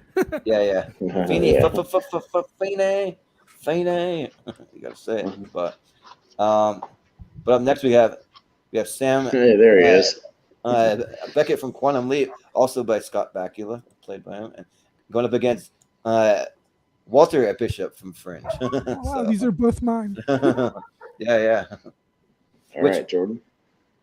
Which Walter Bishop was a crossover for both me and Steven. We both had him on the list, and so I actually went and I watched a couple episodes of Quantum Leap because I'd never seen it before, and usually I just look up like what the best episode is, but there's one where actually like it's transported back it's not the series finale, I'll tell you that. No, it gets transported back to like a younger version of himself. So he's back on his childhood farm and like trying to do some stuff from his childhood and like try to like save his brother from having to go fight in Vietnam because he dies in Vietnam. You find that out right at the beginning. It's not a spoiler or anything, but he's like trying to prevent that, like the for a lot of the episodes. So and then the next episode following, he's actually in Vietnam and he gets transported to be one of the soldiers. So it's a pretty interesting story arc there. So it's a pretty good show that could never hit my radar back in the day, but I'll probably go back to it and watch some more. Like I actually like Scott Bakula better in this role than on like an NCIS, but he's going to be against Walter Bishop and he does such a great job. John Noble as the character, like he's funny. They had to put the picture of him eating some licorice there because that's like a thing from the show. But like he always requests these kind of random weird things. There's the whole thing with like LSD where he's like excited to do LSD for some experiments and like he's just a funny character, but he also has a lot of heart. And like the relationship between him and Peter is that like pretty cool because they start having kind of a rough relationship and they kind of become closer as the series goes on. And like he's a great actor, so I got to go with Walter Bishop. Well, there's a major reveal about Peter towards the end of the first season that blew me away. Oh yeah, yeah, some pretty big stuff. But Malcolm, what do you think? I've only seen a handful of episodes of Quantum Leap. Is one of my ex-girlfriends watched it, and I watched a few episodes with her. I'm still don't like Friends, so I'm gonna go Sam Beckett. Yeah, sure. Sounds good. Stephen. So I like Quantum Leap slightly more than Fringe. I mean, they're both in my top 10. Yeah. But I have Quantum Leap a little higher. Okay. But I'm gonna go with Walter Bishop still, anyways. Yeah. Sounds good. Austin, what do you think here? Well, this whole thing's a moot point because if I vote for Beckett, it goes to Stephen, and he's going to vote for Bishop anyways. So I might as well just vote for Bishop and avoid the tiebreaker. So because I don't care about either one really. So sure, Bishop. It's up to you. Just depends if you want to move the little notch on like who gets the tie. Yeah, I'm not notching my thing yet, so it's fine. Yeah, okay. I'm not passionate about it. Are you were you voting for were you going to vote for Beckett because he comes first in the alphabet? I was going to vote for Beckett because just to like maybe try to get some Bacula into the second round. That was really my only reason. Yeah. Yeah. Well, but if you were voting for Bishop anyways, it was kind of a moot point, so it was whatever. But it's tough. Well, they're both very close for me. Yeah. I'd say Quantum Leap is a great show from what I've seen, but I mean the character Walter Bishop I think like transcends what Scott Bakula did in my opinion. Mm. But then next another maybe cheat. I don't know, like Conan. Oh come on, he's not a character. Like, yeah, he's a character in his own right. So I mean, I just want to see what you guys thought about it because he's a character in the quote sense of like he's a real personality. He's a real character. Yeah. He's a real fucking person. Yeah. Like what is that? Come on now, we're not doing the talk show episode yet. Yeah. Well, to be fair, he did actually. Who's he going up against? Who's he going up against? Well, going up against John Reese from. Wait, I don't know who that is, and whatever. All right, Malcolm's up for. I'll say in a second, but go ahead, Malcolm. But me and Stephen had a little conversation as like he to see if we thought Conan would even be a valid character, and like he just like, well, you could try it, you could throw it on there and see what people think. Just because I have him on there because he's sort of a comedy hero of mine, like as far as like comedy goes, and so I just decided to include him just to have something totally different. But you guys can make up your own mind about it. I mean, yeah, I'm pretty sure Conan O'Brien has acted in some TV shows before. If you wanted to get him in here, you probably could have The picked Simpsons one a of lot. his. Yeah, but you should have picked one of his characters he played in one of those shows. Mm-hmm. It was an episode of Saturday Night Unfortunately, Live. when it comes to a TV talk show host, they're not characters. Besides, if they were, Conan O'Brien is the worst one of those. No way. Hosts. Oh, Jimmy Kimmel is much better. No, Jimmy Kimmel is much better. I can't David stand Letterman is Jimmy much Kimmel. better. I might agree with you on Kimmel, but not Fallon. I'm going to I don't go like Kimmel, John and I don't Reese like because because he's a character. Yeah, because he's a character. Yeah. Sure, yeah. No, I get it. I wasn't sure what you guys would say. Yeah. I didn't really. Yeah, he asked me. I didn't really have a problem with him including it. I mean, I do. If I was gonna go personally, if I was gonna go for a TV personality like that, I was always a big Jay Leno guy personally. Yeah, Jay Leno's good. And if you include those guys, then I also might have included James Lipton. Yeah. Well, but we got a freebie, Stephen. So I love John Reese. He's one of the most badass characters in TV. So yeah, John Reese for me. Well, Jim Caviezel too. Has someone portrayed Conan in Saturday Night Live before? Sadly, Jim Caviezel is now a QAnon believer. Oh yes, so he's not really probably acting anymore. but I think somebody has done Conan. I want to say there was a female character that actually played Conan, is what I think. But Austin. Look, when we do our talk show tournament, our talk show host tournament event, we will eventually do. I will vote for Conan all day, every day, because he's great. He's not a fucking character. John Reese gets my vote because he's an actual character. You cheated again, Jordan, and I'm going to penalize you for it. So sorry. Well, tournament fights. Like if it would have been tier ranker, I would have stayed away from some of these ones I did, but I wanted to just shoot my shot. Yeah. But yeah, that's fair enough. So John Reese is moving on. So, which actually though, another one of my picks that gets by on a technicality. Yeah. Right. Yeah. Well, what's the best? You lucked out. So there What's the you best go. part of Person of Interest? Like I wish we'd see Jim Caviezel in more things. Like I think that he's actually in a movie coming out soon. Like I feel like that I saw some trailer for. I can't remember if it was a movie or a TV series, but he's still acting. I think even if he's a QAnon guy. So. Apparently, he was originally supposed to play Cyclops in X-Men. Oh wow, that would have been cool. Actually, I would have been down for that. Yeah, but we have Tim the Toolman Taylor, definitely a character that I picked.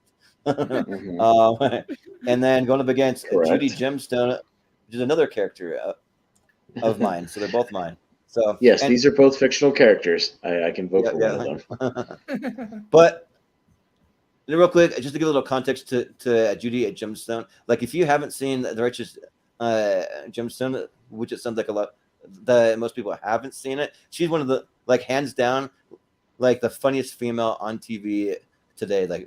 Like she's just so good in it. Like just watch the show. You have to watch it to really understand it, but she's really good. So yeah. But anyways, who's up first? All right. So Stephen, you're up first. Right. Well, to borrow what Jacob Barber once said, this is really easy when you've seen one and not the other. Yeah. I'm going to go for Tim the Toolman Taylor. Yes, but Judy Gemstone's played by Edie Patterson is the actress's name. I never heard of her before this, but yeah. Austin? Yeah, and I haven't gotten to The Righteous Gemstones yet, but I do want to see it, especially if it kind of lampoons like televangelists and stuff, because I hate televangelists. But Home Improvement's one of my probably top 5 or 6 favorite sitcoms of all time. So yeah, I love Tim the Toolman, so I got to go with that.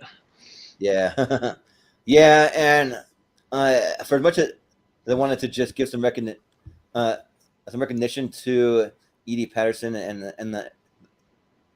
that character Judy Gemstone, I gotta vote for Tim the Toolman though. Like he's an iconic character. Like he's just one of the best TV dads, even though he's kind of like a klutz and like just all about like more power. Gotta add more power to everything. Oh, and all that stuff. But and as an overall show, I kind of like oh shoot. What's the other one that he does now? For some reason I'm having a brain fart, but Last Man Standing.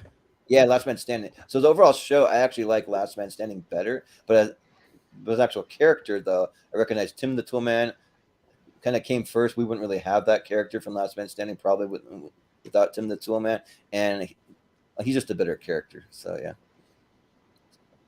So he gets my vote, but Malcolm. So is this a Tim the Toolman Taylor from Home Improvement or from his cameo in Last Man Standing? From Home Improvement, yeah. Look,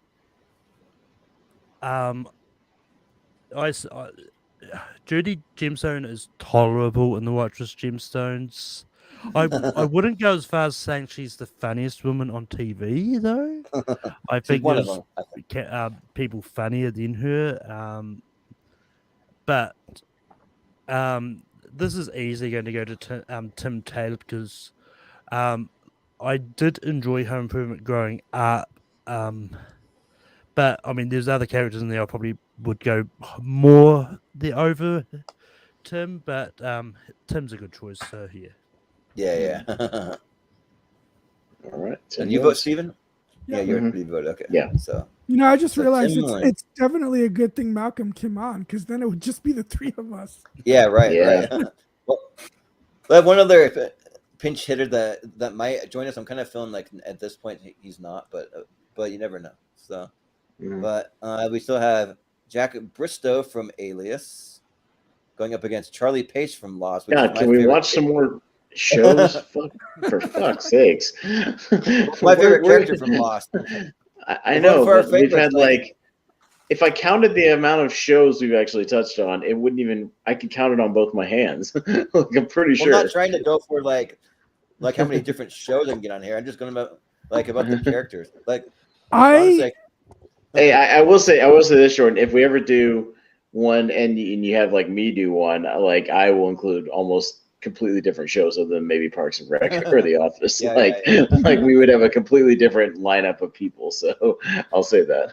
Yeah. I mean, I had to stop myself from including more than 4 people from 24. Yeah, right. All right. Well, Bristow's first in the dictionary, so Jack Bristow. Sure, yeah. Don't care about either one. So there you go. Yeah.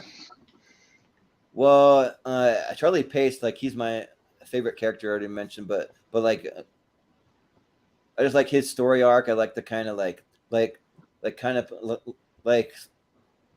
sort of like a bad boy from this band, but then once he gets to the island, he loses all of his access to like heroin. I mean, he like kind of gained some access actually on the island a little bit, but then like once he actually becomes sober, though, it becomes like a fun kind of lovable guy that just like actually pretty helpful to like everyone on the island, and like he's just a lot of fun. Like I just love it. His character and like the way that he dies is like pretty heart-wrenching too. He has one of the more memorable deaths on the show. So yeah, and I still haven't seen Alias, so I'll vote for Charlie. But Malcolm? But yeah, I'll totally be down to do tournament fights versus against Austin for TV characters. With the stipulation, one per TV show. Sure. But I can do it. If you guys want to do it, you can set your own rules, however you want to do it. Yeah. I'll do it for you. But that being said, I'm going to go Charlie on this. It's in the top 5 characters for me. It's still not my favorite character, which I'm starting to wonder if it's not going to come up. So. Well, when we get to honorable mentions, it might get mentioned because there's still a bunch of Lost characters I would have liked to have and I didn't include. So, but Stephen, what do you think? You know, it might be pointless to go for Jack Bristow. Well, but I'm going to go to Jack Bristow anyways. This is my favorite role of Victor Garber's career. He's awesome in it. Charlie is, I like Charlie. I will say the episode that precedes his death was actually a great episode and actually got me to care, surprisingly, about Charlie. Yeah. But he's still not one of my favorite characters from the show. Jack, it's very tight between Jack, Arvin, Sloan, and Sydney over who's my favorite from that show. So I'm going with Jack Bristow. Yeah. Well, it's not a hopeless pursuit because you have the tiebreaker. Yeah. The tie. Yeah. You got the tiebreaker, so you can go for it. I thought you did. Yeah. That's why. Remember, I did. I avoided it last time by just putting the other guy through. So I left it for you. But either way, like B comes before P. So yeah. Even Austin would have done it. So yeah. All right. Yeah. I'm assuming you're sticking with it. So yeah. Yep. Yeah. All right. Sounds good. Jack Bristow it is. So, all right. This might be the last one on this list, maybe. But we have Charles Logan from 24 and going against Jesse Pinkman from Breaking Bad. So. All right, Jordan. This one's pretty easy. Like Jesse Pinkman, he's a hometown guy from where I grew up in Boise. I've met him in person several times, and he's always been like one of the nicest guys. But then also his character, though, just blew me away. Like it's my favorite character from Breaking Bad. I like him even over Walter White. I just like the story arc that he has, the way he's able to just transform it into this kind of gangsterish kind of like guy who's like kind of into like drugs and selling them and like like cooking meth, all this stuff, and like gets dragged into that world, and he's trying to pull himself out of it, and he can't really ever seem to get completely away from it. So yeah, I gotta go Jesse Pinkman, but Charles Logan is a good character. I think he's one of those. You can correct me if I'm wrong. One of the ones that goes bad in like some of the later seasons, I think. So, but like as the president, okay, maybe it's always bad. But like as the president, though, I thought that he was kind of like inept as like a president character. Like he just like didn't really seem, I don't know, he just seemed kind of bumbling, and like he didn't really have his footing until the later seasons. Though he did progress a little bit to kind of seem a little more capable of like believable as the president. So yeah, but I'm gonna go Jesse Pinkman. But Malcolm, if you're still there, we can go to Stephen real quick. We'll go to Stephen. Yeah. I do think Aaron Paul is great on Breaking Bad. Earlier, before I said I thought Arvin Sloane was the best TV villain of all time, I think Charles Grodin. Charles Logan you can actually play it like pretty well, probably. is to me my second favorite TV villain of all time. But in season 5 and season 8, I mean, he's just absolutely phenomenal. So I'm going with Charles Logan. Yeah. Well, Austin, what do you think? I may just have 3 votes here. Yeah, well, I'll go with Jesse Pinkman, but yeah, unless Malcolm comes back, we'll just have to go 2-1. Just wait for him to come back. So, yeah. Yeah, I don't know what because Malcolm said he hasn't seen Breaking Bad, but I don't know who he would go for. I don't think he had seen 24 either, did he? Or had he? Did he say that? I thought that they'd seen some of it. I thought he said some of it. Yeah. Yeah. Okay. So, regardless, if he votes for 24, it'd be a tie, and I'll put through Jesse Pinkman, so Jesse would go through anyways. All right, sure. We'll just do that then. There's my logic. So Jesse would go through anyways. It is what it is. Yeah. All right. But I'm not counting that as my tiebreaker. I'm just saying that would be my logic why Jesse would probably win anyways. Yeah. So that's all. Yeah, bitch. Jesse Pinkman going through. Mm-hmm. Gotta give a bitch to all right. We're over 3 hours, so let's plow through to a finish here with the 4 people. So, and then get to it. Yeah. Well, real quick, since we're at the end of round 1, we're gonna just do like a really quick honorable mention. Maybe just name like 5 of your honorable mentions, Stephen. Since we're running a little bit long, but if you have like somewhere around 5 or so, you can mention them that like just missed the cut. Okay. Well, one character that I completely forgot about that would have been on here if I had remembered is Rick Grimes in The Walking Dead. Oh yeah. I totally forgot about him too. Yeah, Rick or Glenn too. I would have added Glenn. If there was another Walking Dead, I probably would have gone with Shane. Oh yeah. Let's see.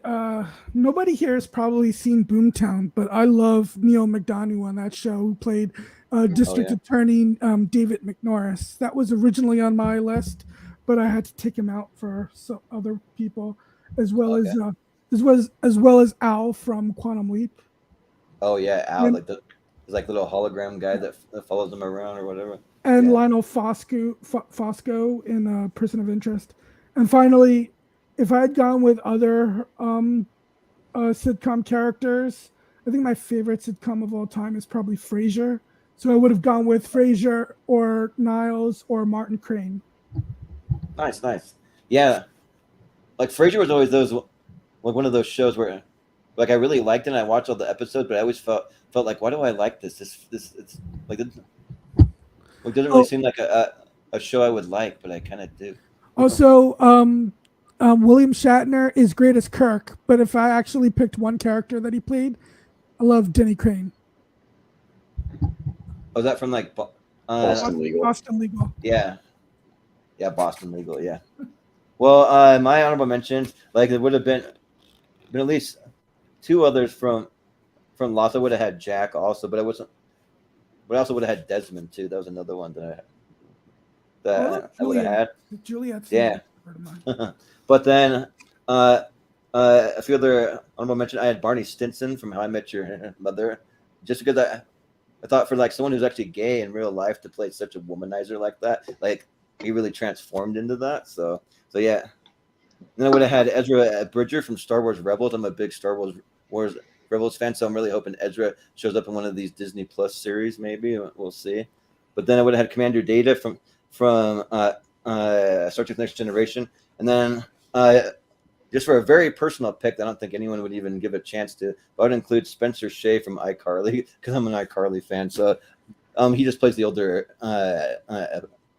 brother in the series. So like I like him because he's not one of the like normal kids that's running around screaming and stuff. He's actually like has a little more depth to his character. So, but yeah, that would have been my honorable mention. But we'll move into the next round, so now we can fly through them just like 10 seconds apiece, and we'll fly through it. So, all right, let's see. I'll get back to this side. All right, so we had. Round 2, we have Dean Winchester from Supernatural. Let me zoom it out. We're going up against Eric Matthews from Boy Meets World. All right. So who's first up? Okay, Malcolm. What do you think? So we actually didn't miss a lot. No. So this is tough for me. I've not seen Supernatural yet.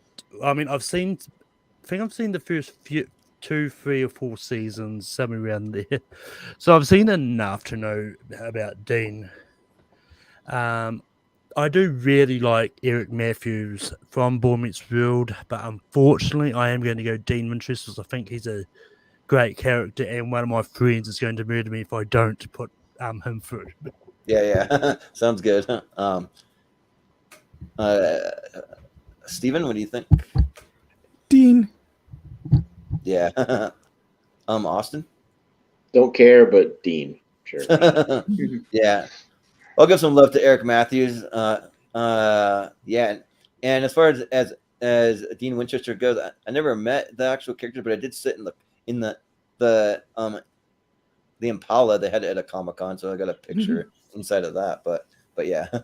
But it sounds like Dean Winchester moving on. So let's see. We got Fox Mulder from X-Files. Did you go with Eric Matthews? Because if not, then I think it's a tie. No, we all said Dean except for him. Oh. Yeah.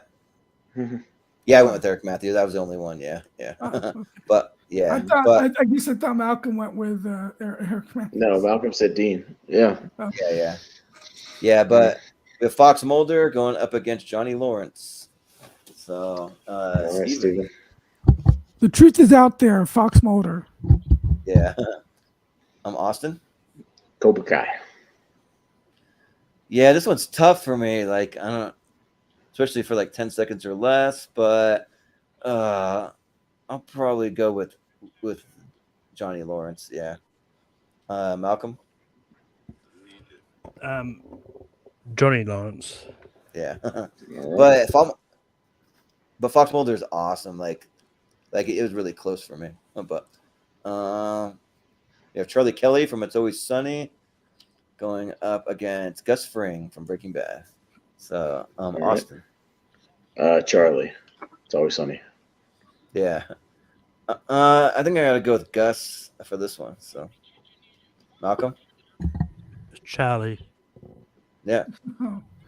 All right, now it's a tie because I'm going with Gus. Ooh. All right, so you have the tiebreaker, Austin, right? Sorry, Gus. You and your half face got to go. Charlie's. Yeah. I love that scene because he looked like Two-Face. Yeah. That was good. I really want to get the pop figure of like the half face thing. I'm gonna try to find it because I have like every other pop figure from Breaking Bad. It's so gross. I wouldn't. Yeah. Yeah, like have it staring at me in the middle of the night while I'm sleeping. Yeah. But we have Loki versus Dr. House. So Jordan. That's me first. Yeah, this is one of the few characters I would pick over Dr. House, because Dr. House is great. So I got to go Loki. Malcolm? Look, I love Loki, but I think Doctor House is a much better character throughout all seasons of House. So I'm going to go Doctor House. Yeah. That's fair. Stephen? House. Yeah. And Austin? Loki is a good movie character. Dr. House is a great TV character. Dr. House. Yeah, sure. That's fair enough. Yeah. So, House it is, which is fine because he is awesome. But we got Homer Simpson up against Jack Shepard from Lost. So, is it me first? Oh, okay, it's Malcolm. I went first last time. Look, I love me some Simpsons, but I love Lost more, so I'm going to go Jack Shepard. Yeah. Stephen? I love the reluctant hero trope, Jack. Yeah. Austin? Homer.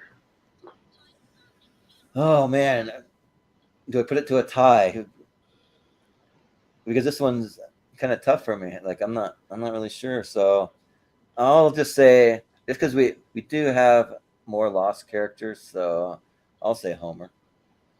So all right, well it's a tie, and you got to break it.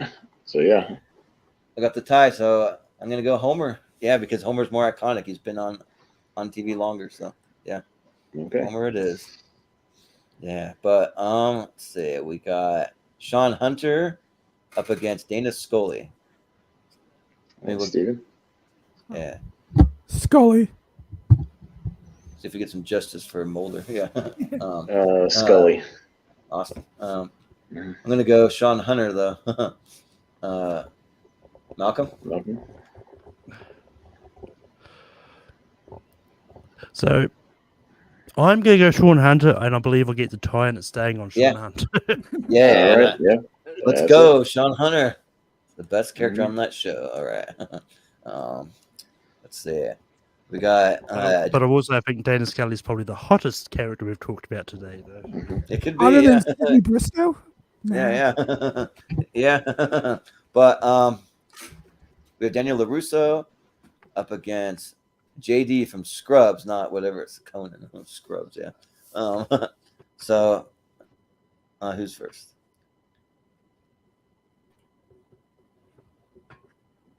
Was it me first? Well, I think Austin might be frozen, and actually, I think Malcolm went first last time. So we'll go with Steven. I think you're up first. So you go ahead. Oh, JD. Yeah. Austin, are you with us? Are you frozen? We might be frozen. If you can hear us, you might have to drop out and drop back in, but because we can't hear you or see you move, you're frozen. But I'll vote for. Oh, this one's tough. Probably JD, honestly. Yeah, even though I kind of like Cobra Kai a little better, I'll vote JD. But Malcolm.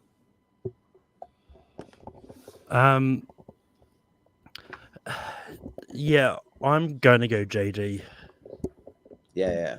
Well, we'll give Austin a 5 count to see if he pops back in. 5, 4, 3. Oh, here he is. All right. Cool. You made it before the 5 count was up. So who you want to vote for, Austin? I mean, midnight and 1 when we do these long shows, so it's bound to happen at some point. I don't know what the votes are at, so I don't know. Daniel? Well, it's 3-0 for JD. So if you let Daniel, all right. Well, okay, fine. Yes, right. So it'll be JD. But no, you got to switch Malcolm and Steven, by the way. Oh yeah, there you go. Just for sake of my order on my paper. Yeah. So yeah, that's fine. We have Jack Bauer up against Peter Petrelli. So, all right, Malcolm. Jack Bauer. Yeah. Steven? Damn it, Jack Bauer. Yeah. Austin? Jack Bauer. I didn't say damn it because it was hard. Just everybody who knows. That's his phrase. Yeah. Oh, yeah. His phrase, yeah. Yeah. Yeah. I mean, I'll give some love to Peter. Like, I think he's great, but it'll be Jack Bauer. So, all right, that'll be the end of that side. All right, let's see. We got. All right, we still have April Ludgate up against Jean-Luc Picard. All right. All right, Steven. Steven. Make it so, Jean-Luc Picard. Yep. Austin. Engage. Yep. Yeah, I gotta do both of those things and say Jean-Luc Picard. Malcolm. I'm gonna be the lone wolf. I'm gonna go April. Yeah. Well, Jean-Luc I could've it gone. is though. There is 4 lights. Mm-hmm. Oh yeah. Or like red alert or whatever. And think of like all those like phrases. Yeah. Just do the face palm. Yeah. While you're voting. Yeah. Yeah. But we have John Locke up against Olivia Dunham. Ooh, this one's tough. Yeah. Who's first? Is it you, Austin? Me. Or is it me? Okay. Pass. Well, The hot girl. sure. Yeah. Olivia Dunham. Yeah. I think I'm gonna vote for Olivia Dunham just because I appreciate John Locke for like what he was, but I got to like be annoyed by him after a while, so I'll vote for Olivia. Malcolm. John Locke is one of those characters you're not really supposed to like all the time. Yeah. You're not supposed to all the time. Yeah, because I think he does make decisions which do make you hate him. Especially when he. But anyway, John Locke is getting my vote. So. Yep. Especially when he kills certain characters. But anyways, Steven. I love John Locke, but this list needs some more female energy to continue on. Plus, I love the episode where she has to act like Leonard Nimoy as William Bell. Yeah. Well, I'm gonna go with Olivia. Also have to go against John Locke for what he did to Boone. Justice for Boone. Come on. Yeah. I don't know what that means. Oh yeah. We've seen the show. Yeah, you would know, but yeah. Yeah. But we have Sawyer from Lost going up against Oliver Queen, Arrow. So it's me first. That's pretty easy. I'll say Sawyer. Malcolm. 2 characters that were trapped on an island at some point of this series. Yeah.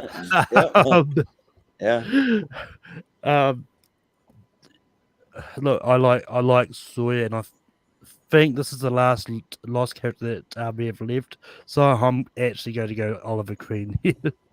Yeah. Steven. You have failed this city, Oliver Queen. Yeah.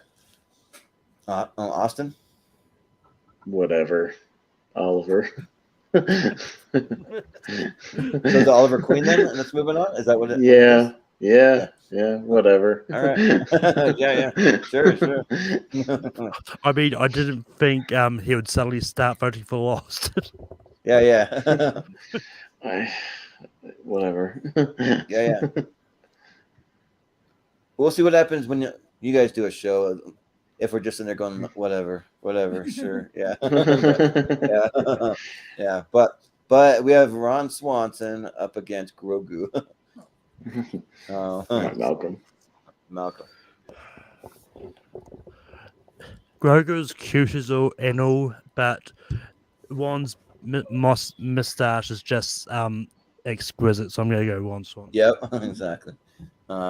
Steven? Easy when I haven't seen one but have seen the other. Ron Swanson. Yep. Austin. Ron fucking Swanson. Yeah, I got to go with Ron Swanson. I almost wore my Ron Swanson Pyramid of Greatness shirt, but I had to go with Boy Meets World. So, but Ron Swanson. Yeah. Mm-hmm. Then we have Walter White up against Thomas, I forget. Thomas Vale. Yeah, from nowhere, Yeah. man. Which is a decent show. You go check it out. But who's first? Steven. Steven. You know what? I'm going to go with Thomas Vale since I know this is otherwise going to be a wipeout. Yeah. Although the fact that he even made it past round 1 was a miracle. Yeah. Wipeout this time. All right. Austin. Time for some anarchy. Thomas Vale. Oh, Go, okay. Okay. I got to go Walter White. I mean, he's like one of the best characters in TV history. Because I know what's coming. Yeah. I'm excited. I know. You do? Malcolm? Thomas Vale. Oh, okay. Well, no, here was the thing. Because if you had said Walter White, Steven gets the tiebreaker anyways, and he could put through Thomas Vale. Man. Over Walter White. Yeah. I actually might have That's chosen fine. him because Walter White is a great character. Yeah. Yeah, but I like an anarchy pick going through, a bunch of rounds just for fun. So why not? Sure, yeah. Yeah. You're going to bring back the other two guys that left. Come And on. I mean, with how long it's been since I've been here, I could have watched about 3 or 4 episodes of Breaking Bad in that time. You could have, yeah. Maybe you should have. But we got the Mr. Feeney. Ooh, this is a fun one. Up against Peter Bishop, two kind of old, kind of like wise guys. So, whose turn? Me. Yeah.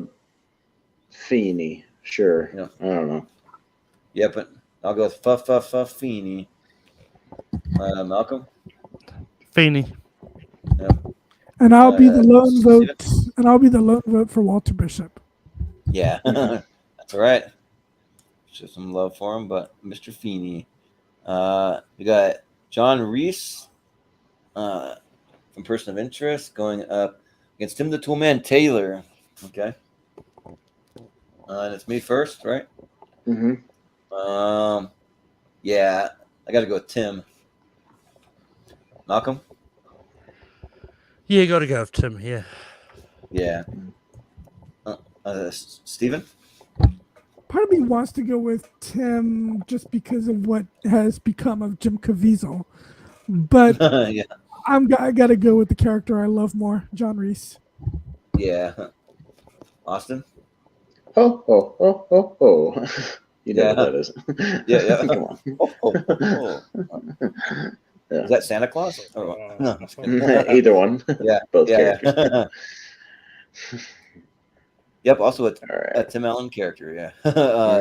We got Jack Bristow on Alias against Jesse Pinkman. All So, right. Malcolm.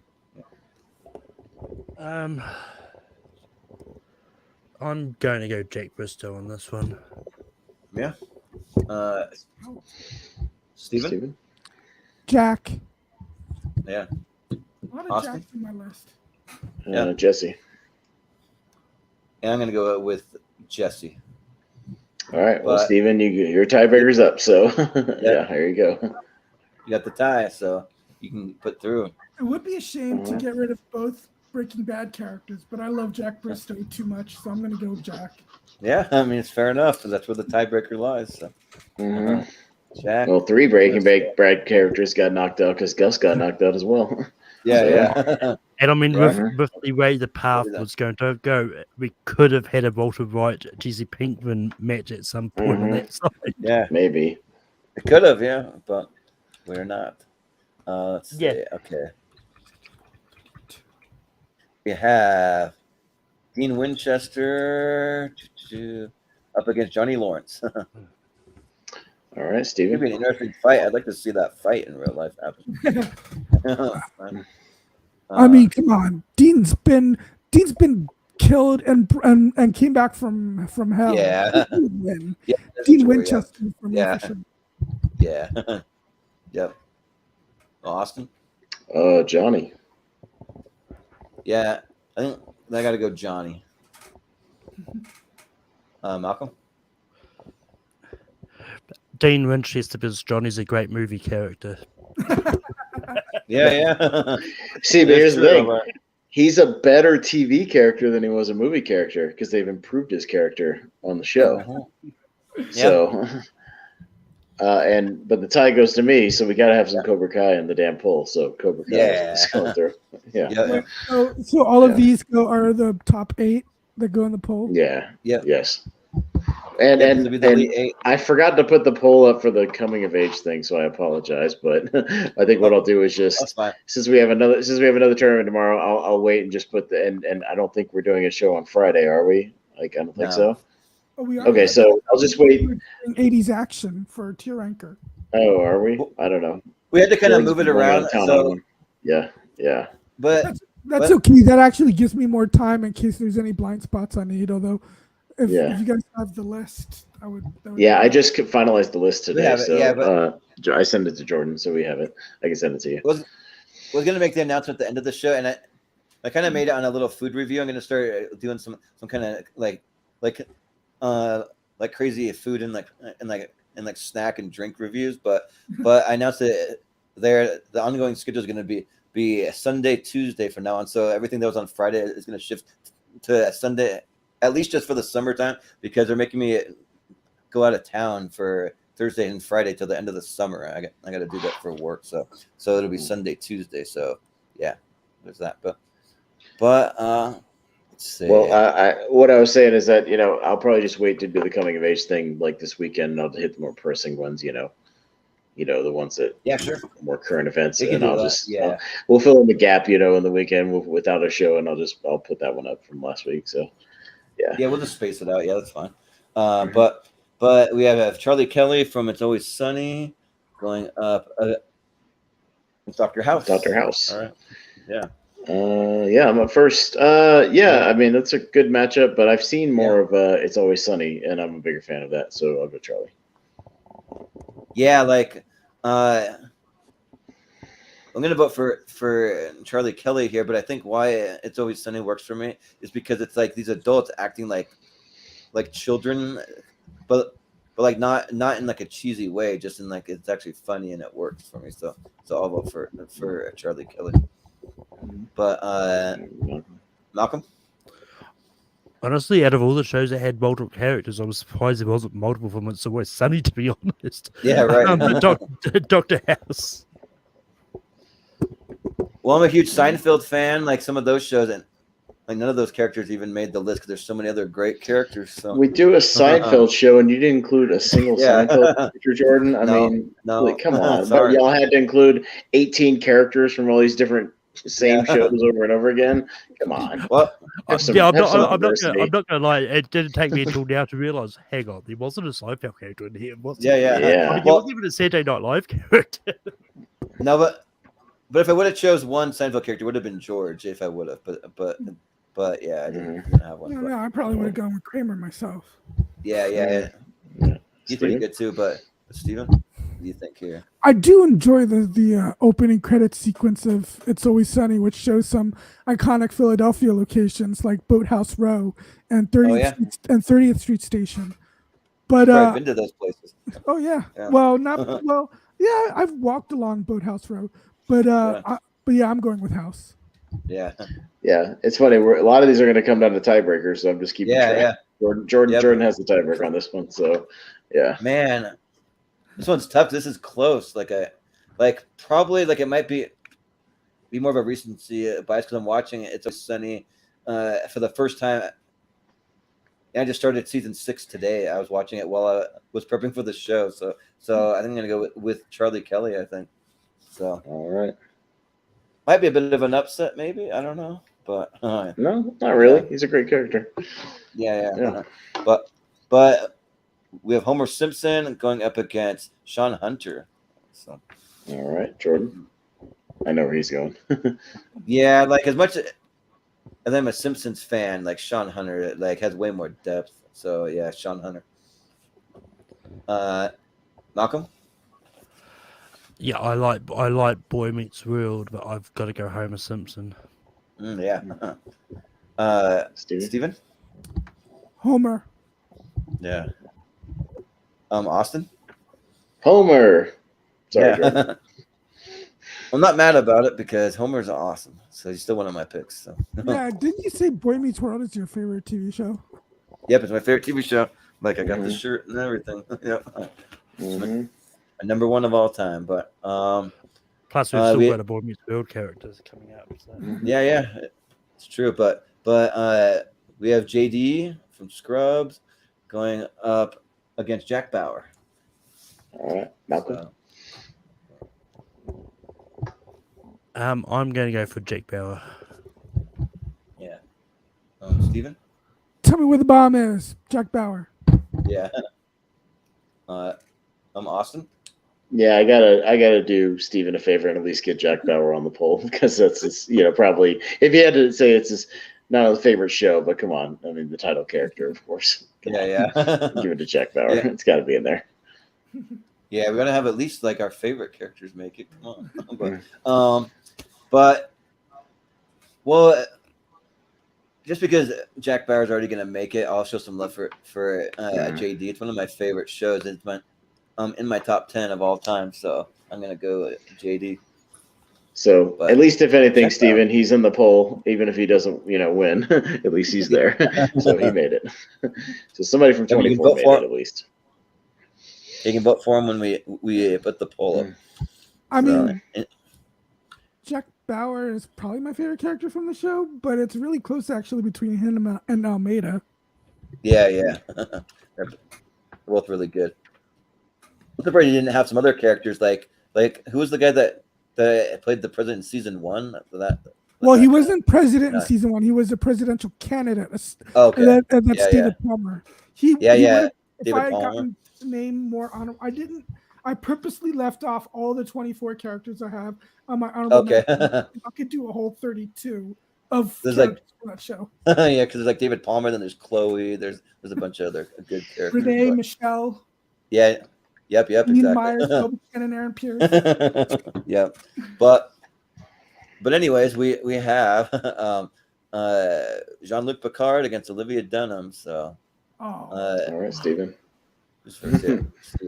Just because I think I know where this is gonna go, I'm gonna go with Olivia Dunham. Austin? The line must be drawn here. Picard. It's a movie line, not a TV line. I know. I knew you were gonna say that. But I just love the way he delivers that shit in that movie. Yeah, it must be. Yeah. I wish I knew some more classic Picard lines. I'll have to look some up. But Jean-Luc. Malcolm. Very quickly, speaking of David Palmer, Dennis Haysbert is in the Chippendale movie. But my vote's going to go to Picard.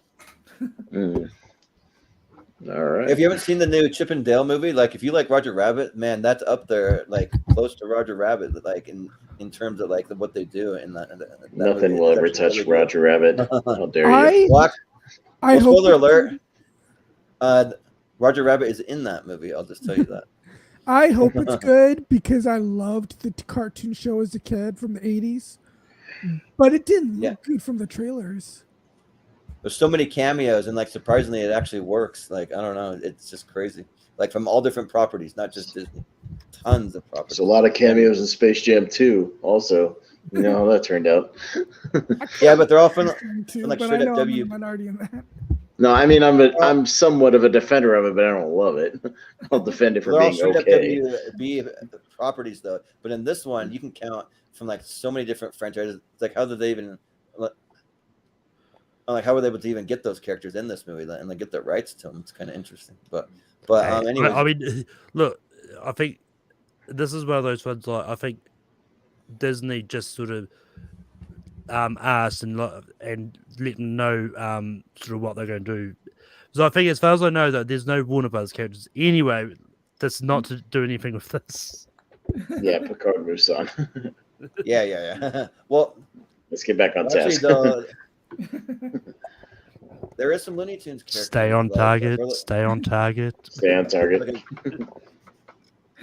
With like a quick shot, but anyways, we have Oliver Queen going up against Ron Swanson. Who would win in a fight? I mean, like for real. Because I think Ron Swanson could take him, like for real. But I'll go first. Oh, it's Ron. Easy. Yeah, it's an easy Ron for me. Malcolm. I don't know who would win in the fight. I think Oliver Queen would have to shoot a bacon arrow at Ron and distract him for a little yeah, right. Like Ron but can build his own weapons, like forge them out of steel and wood. But as for this, as much as I love Arrow, I do have to go Ron Swanson on this. Yeah. Well, Stephen, where are you gonna go? So I'm glad since Ron is your favorite character and since my favorite character is moving on, I'm glad that your favorite character is moving on, which frees me to be able to give Oliver a vote. Yeah, that sounds good. Yep. So we each got our favorite character. Yeah. So Jack Bauer, and Ron Swanson are both in the polls. So that's good for Yep. You guys just kind of. And I think even if it went to a tie, I think Jordan's got the next tie, doesn't he? No, Malcolm has it. Oh. Yeah. Oh yeah, you're right. Yeah. Yep. Mm. You got it. But we have Thomas Vale still in there. From nowhere, man. Going up against Mr. Feeney. All right. All right, Jordan. Well, it's pretty easy. I got to go Mr. Feeney. I mean, come on. Malcolm? Yeah. I'm not gonna lie, I didn't expect Thomas Vale to make it this far, even though he moved to the next round on the technicality. But I'm going to go Feeney. Yeah. Stephen? I mean, I love the character. It's my choice, and even I am surprised it made it this far. But I will, so that it's not a complete wipeout, I will give Thomas Vale a vote. Sure. Austin? Thomas Vale. Yeah. Okay, Come on, Malcolm. Well, knock this Boy Meets World shit off. Put through Thomas Vale. Give the tiebreaker. I mean, come on. I mean, if a Boy Meets World character, fan, come on. If a Boy Meets World character has to make it into the poll, I'm glad it's Mr. You gotta have at least one. I mean, look, Austin, you know I love Boy Meets World. I'm going to go Feeney. yeah, exactly. Boy Meets World. Yep. Although it would have been hilarious if it made it into the poll and people would be like, "What the hell is this?" Yeah. What is Thomas Vale? What the fuck is that show? What are you talking about? Did somebody just make that character up for this or what? Yeah. But we have Tim the Toolman Taylor against Jack Bristow, Alias. All right. It's a fair matchup. Tim. Yeah. Stephen? Even though Jack Bauer is a dad, my favorite TV dad of all time is Jack Bristow. Ooh, yeah. Austin? Toolman. Yep. Yeah. Tim the Toolman Taylor. All right. For Tools is proud to present Tim the Toolman Taylor. All right. So we've got our poll picks. Yeah. So how many do we have from each person so far? So we've got Picard from TNG. Like whose pick was what? So Picard was. Let's go through them really quick. I mean, who had him higher? We have Johnny Lawrence. That's mine. And I think for Picard, I had him higher. So yeah, so I had Picard for mine. And Charlie. I didn't really rank them beyond number one, to be honest. Gotcha. Okay. Well, but I mean, in general, Charlie was Jordan's, I think. Yep, that was mine. Homer was mine. Okay. Jack Bauer was obviously Stephen. Ron Swanson was Jordan. Mr. Feeney was Jordan. Home Improvement. Was mine. Yeah, that was mine. All right. So unfortunately, Swanson, unfortunately, only have Jordan is owning this one right now. Although to be fair, Picard was kind of both, so Stephen kind of had to.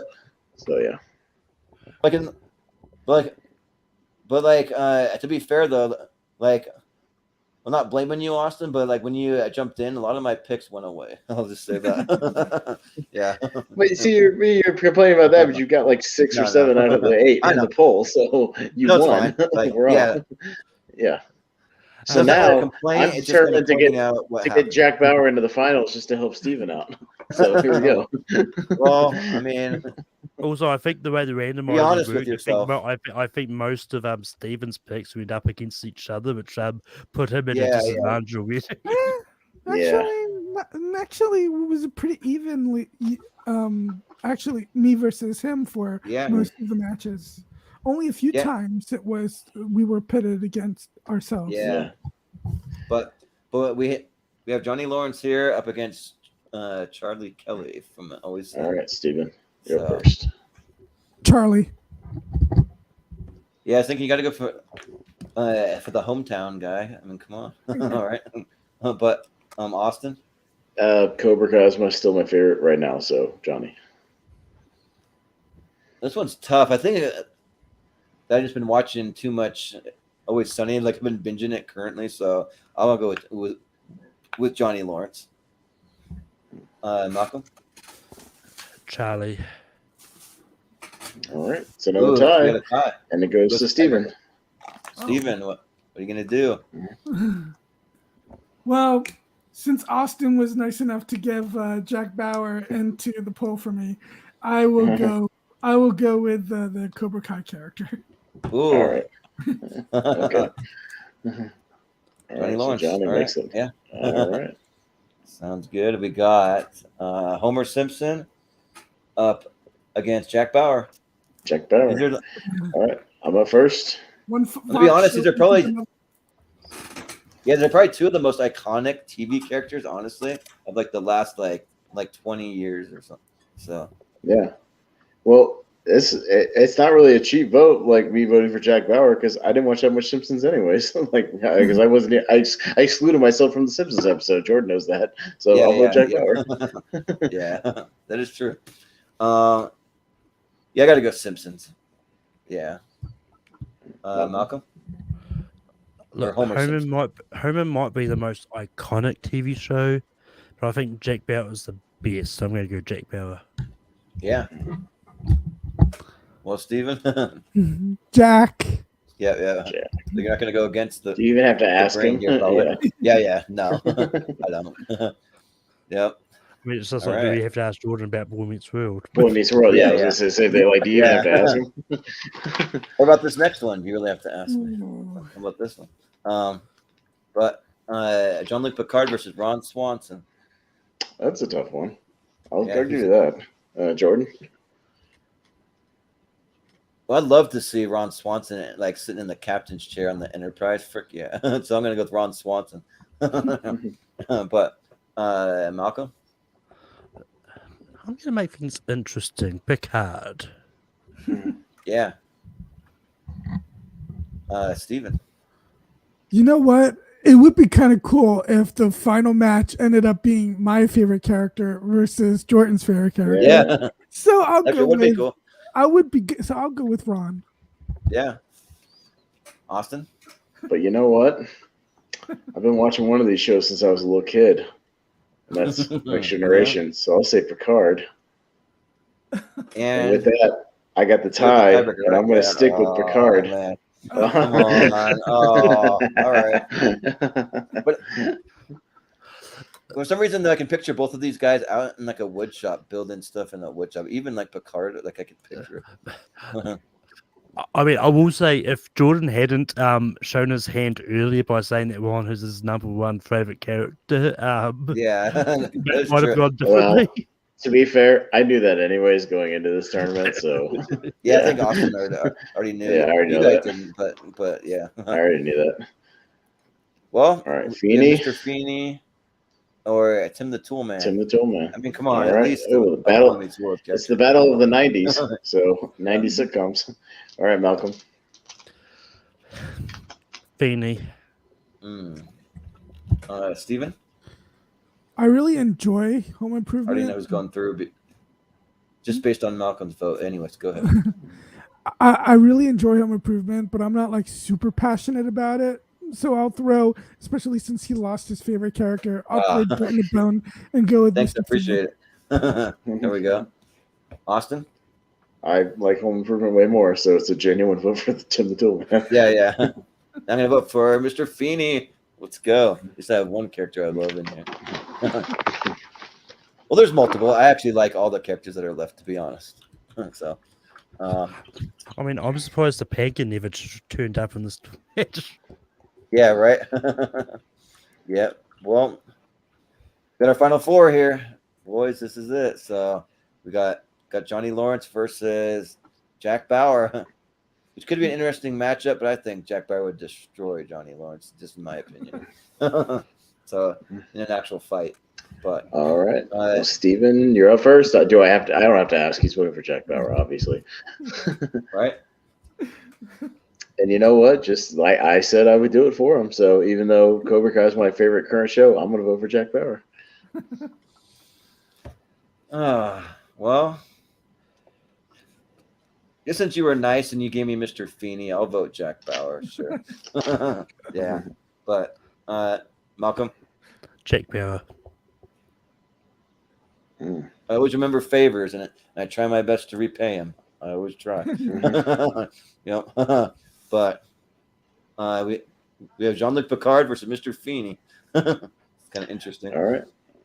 Easy for me. It's Picard. This one's easy for me. Yeah. I think, I don't know.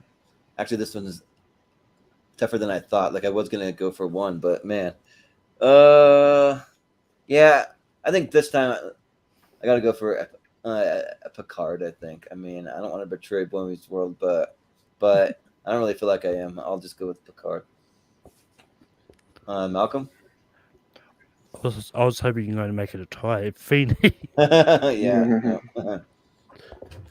Well, Stephen, you can make it a tie.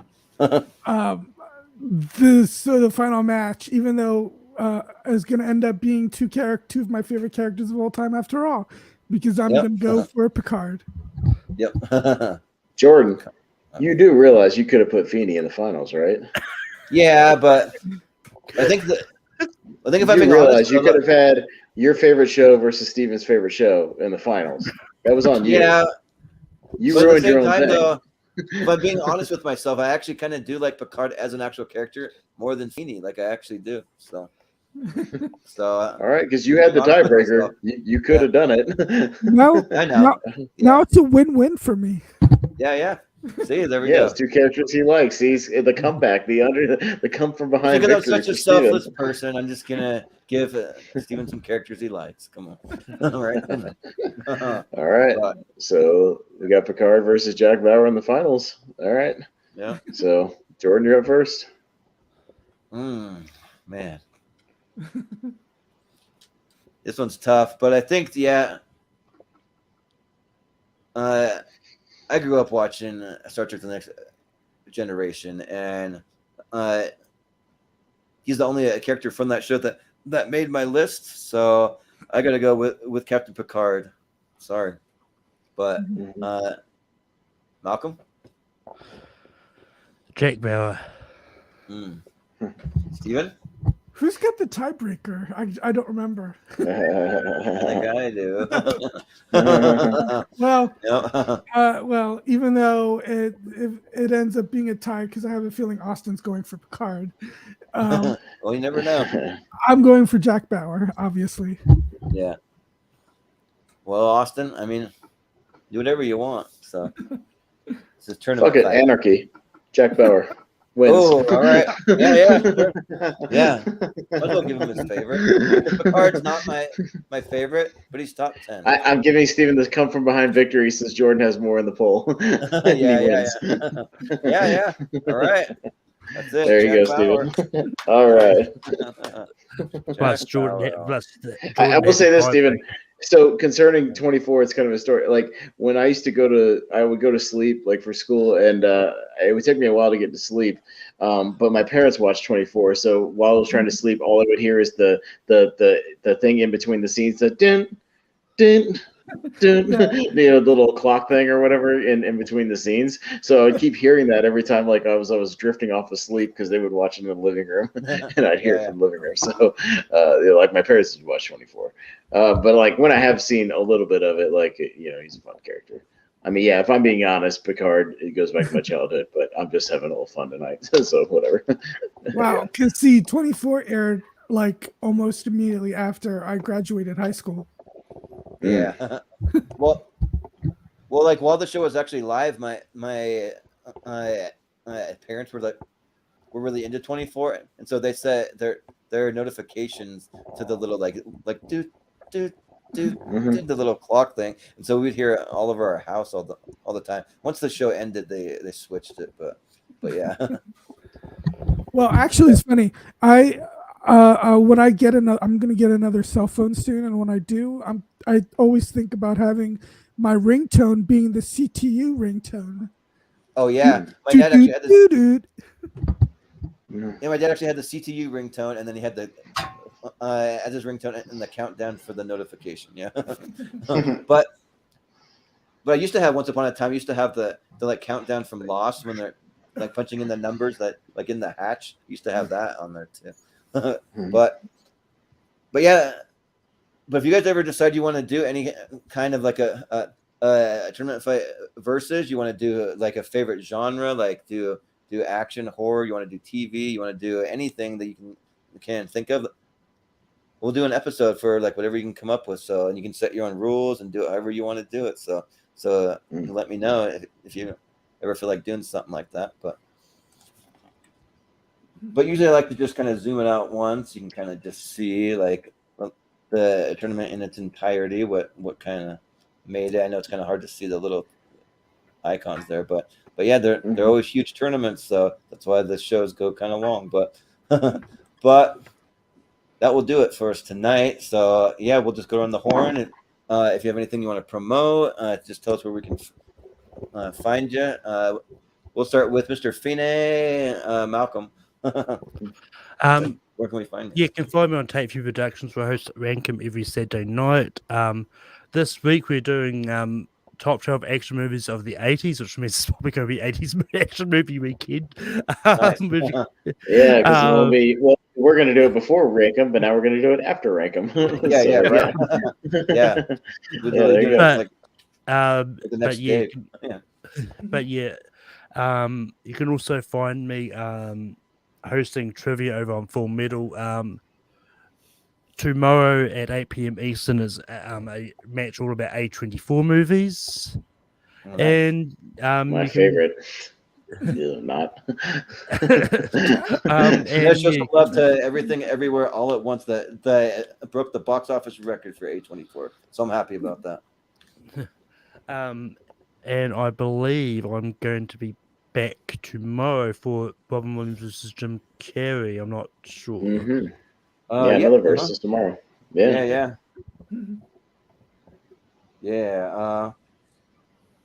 Actually, it works out. So like, I actually had you on there last minute. I just don't have it written down on the schedule because I was looking at it. I'm like maybe you're not on there, but I forgot somebody dropped out. So now we got you down for it. So cool. But Stephen, where can we find you? You can find me all over social media. Stephen Shepard on YouTube. Stephen Shepard 82 at Instagram, and I think that's also my TikTok name. Which although I don't have anything on TikTok, but I only have a TikTok purely later on for marketing reasons, because otherwise I have no use for TikTok. I'm the same way. S Shepard 82 for Letterboxd, and I will be back. I don't know if you guys are saying it's Sunday for the 80s action movie tier ranker fights. Yeah, it'll be Sunday at the same time at 9 p.m. Yeah. So basically, all of the Friday episodes got moved to Sundays now. And I'll give everyone a heads up before these episodes happen. But Austin, where can we find you? Well, I'm looking right now. Hang on, sorry, bring up my calendar. See, I don't remember what the hell I'm talking about. You're good. Me and Henry Confidential, we did Texas Chainsaw Massacre on Let's Rank stuff last week. This week we're doing Shane Black movies, so like all the movies he both directed and kind of wrote, excluding Lethal Weapon, because we've already talked Lethal Weapon on a separate show. So excluding Lethal Weapon 1 and 2. So it leaves 8 other movies we'll be talking about, your Kiss Kiss Bang Bangs, The Predator, Last Boy Scout, things like that. So good stuff. But yeah, so we'll be talking about that on Wednesday, and then and me and Jacob Barber will be doing a podcast about movies at some point this weekend, doing sort of an anniversary thing, movies that are celebrating every 5-year anniversaries going back 50 years. So so that'll be fun. But yeah, tune in and see what we each picked some movies that we were doing first time watches for, and other movies we were kind of just championing that are celebrating anniversaries. So that should be an interesting little show. Yeah, I got to admit, I think I love Shane Black's movies that he's just written a little bit more than the ones that he's directed. Yeah, we'll see. It should be an interesting discussion because I'm kind of mixed on, whether which ones I like more. But you'll see when we rank them. I think our rankings are going to be wildly different as well from the chats we've been having. So as usual, they'll be kind of all over the place. Did Shane Black write Predator, or did he direct it, or both? He directed and wrote The Predator. Okay, he did. He was what about the original one? The original Predator, but he didn't have anything to do with writing or producing or anything. He wasn't one yet. He was just an actor. Although on the set, he contributed some improv stuff on the set, like where he kind of spruced up some of the lines and things. Yeah, he was the guy in the movie, if you remember, who was always trying to do the pussy jokes throughout the movie. Yeah. Okay. Yeah. That's him. The guy with the glasses. Yeah. Well, as always, you can find us on all the social medias at Movie Hero 2121, and you can find us over on Facebook in the Schmodown Friends and Family group. We'll be posting the polls from our from this episode and the coming of age. We'll one up tomorrow, and then maybe space one out in like 2-3 days. We'll have another one up, so you can watch for those. So you can have your input, cast your vote, all that stuff. And if you haven't hit the subscribe button, it definitely helps us out if you can hit that and the little notification bell, because we're doing a big push for subscribers. Just want to remind everyone of the giveaway we're going to be doing, and we hit 200 subscribers. Austin's a little box set that he's going to give away. I'll just say that for now. And also, I started a little new thing that I'm going to be doing on the channel, just to have some more short form content. I'm going to be doing some little snack taste tests. I already put the first one up. We're going to be trying like new and unique flavors and varieties, like energy drinks, sodas, all different kinds of snacks, like maybe even some restaurant stuff. Like I'm going to go have one tomorrow. That they have a new Mountain Dew over at Buffalo Wild Wings I just found out about. I can't remember the name. The name is escaping me currently, but I'm going to go do a little taste test for that. And then if you have any ideas for like new flavors of like any kind of food, anything that just sounds unique or different, just you can DM me with suggestions. We also have an email. It's moviehero2121@gmail.com. So there's that. Just to have some short form content, because I know most of our videos go hours long. So we'll have that, and then just a little preview of some things that we have coming up on the channel. So we'll be doing tomorrow night. We'll be doing Jim Carrey versus Robin Williams. So we mentioned that. So that'll be episode 2 of Tournament Fight Versus. Then we'll be doing best 80s action movies on Sunday. Then after that, we're going to have, and I'll probably just make it into another Tournament Fight Versus, honestly. It's going to be best disaster movies versus best nature survival movies, just like people that are put out to nature and have to try to survive. So we have that coming up. We have best summer camp movies / movies set during the summertime. We have best road trip movies, and then coming up on June 12th, I'll be starting my series for my top 128 movies, which I've been working for months to like really rework that list, and my list is going to be pretty different than what my top 64 was, if I'm being honest, because that top 64 I kind of like. I had the like top 300 kind of narrowed down, but then to get it to 64, I kind of threw the actual 64 together a lot quicker than I wanted to. So yeah, this one's more refined, a lot less comic book movies. If you remember last time, it's like over half like all comic book movies and stuff.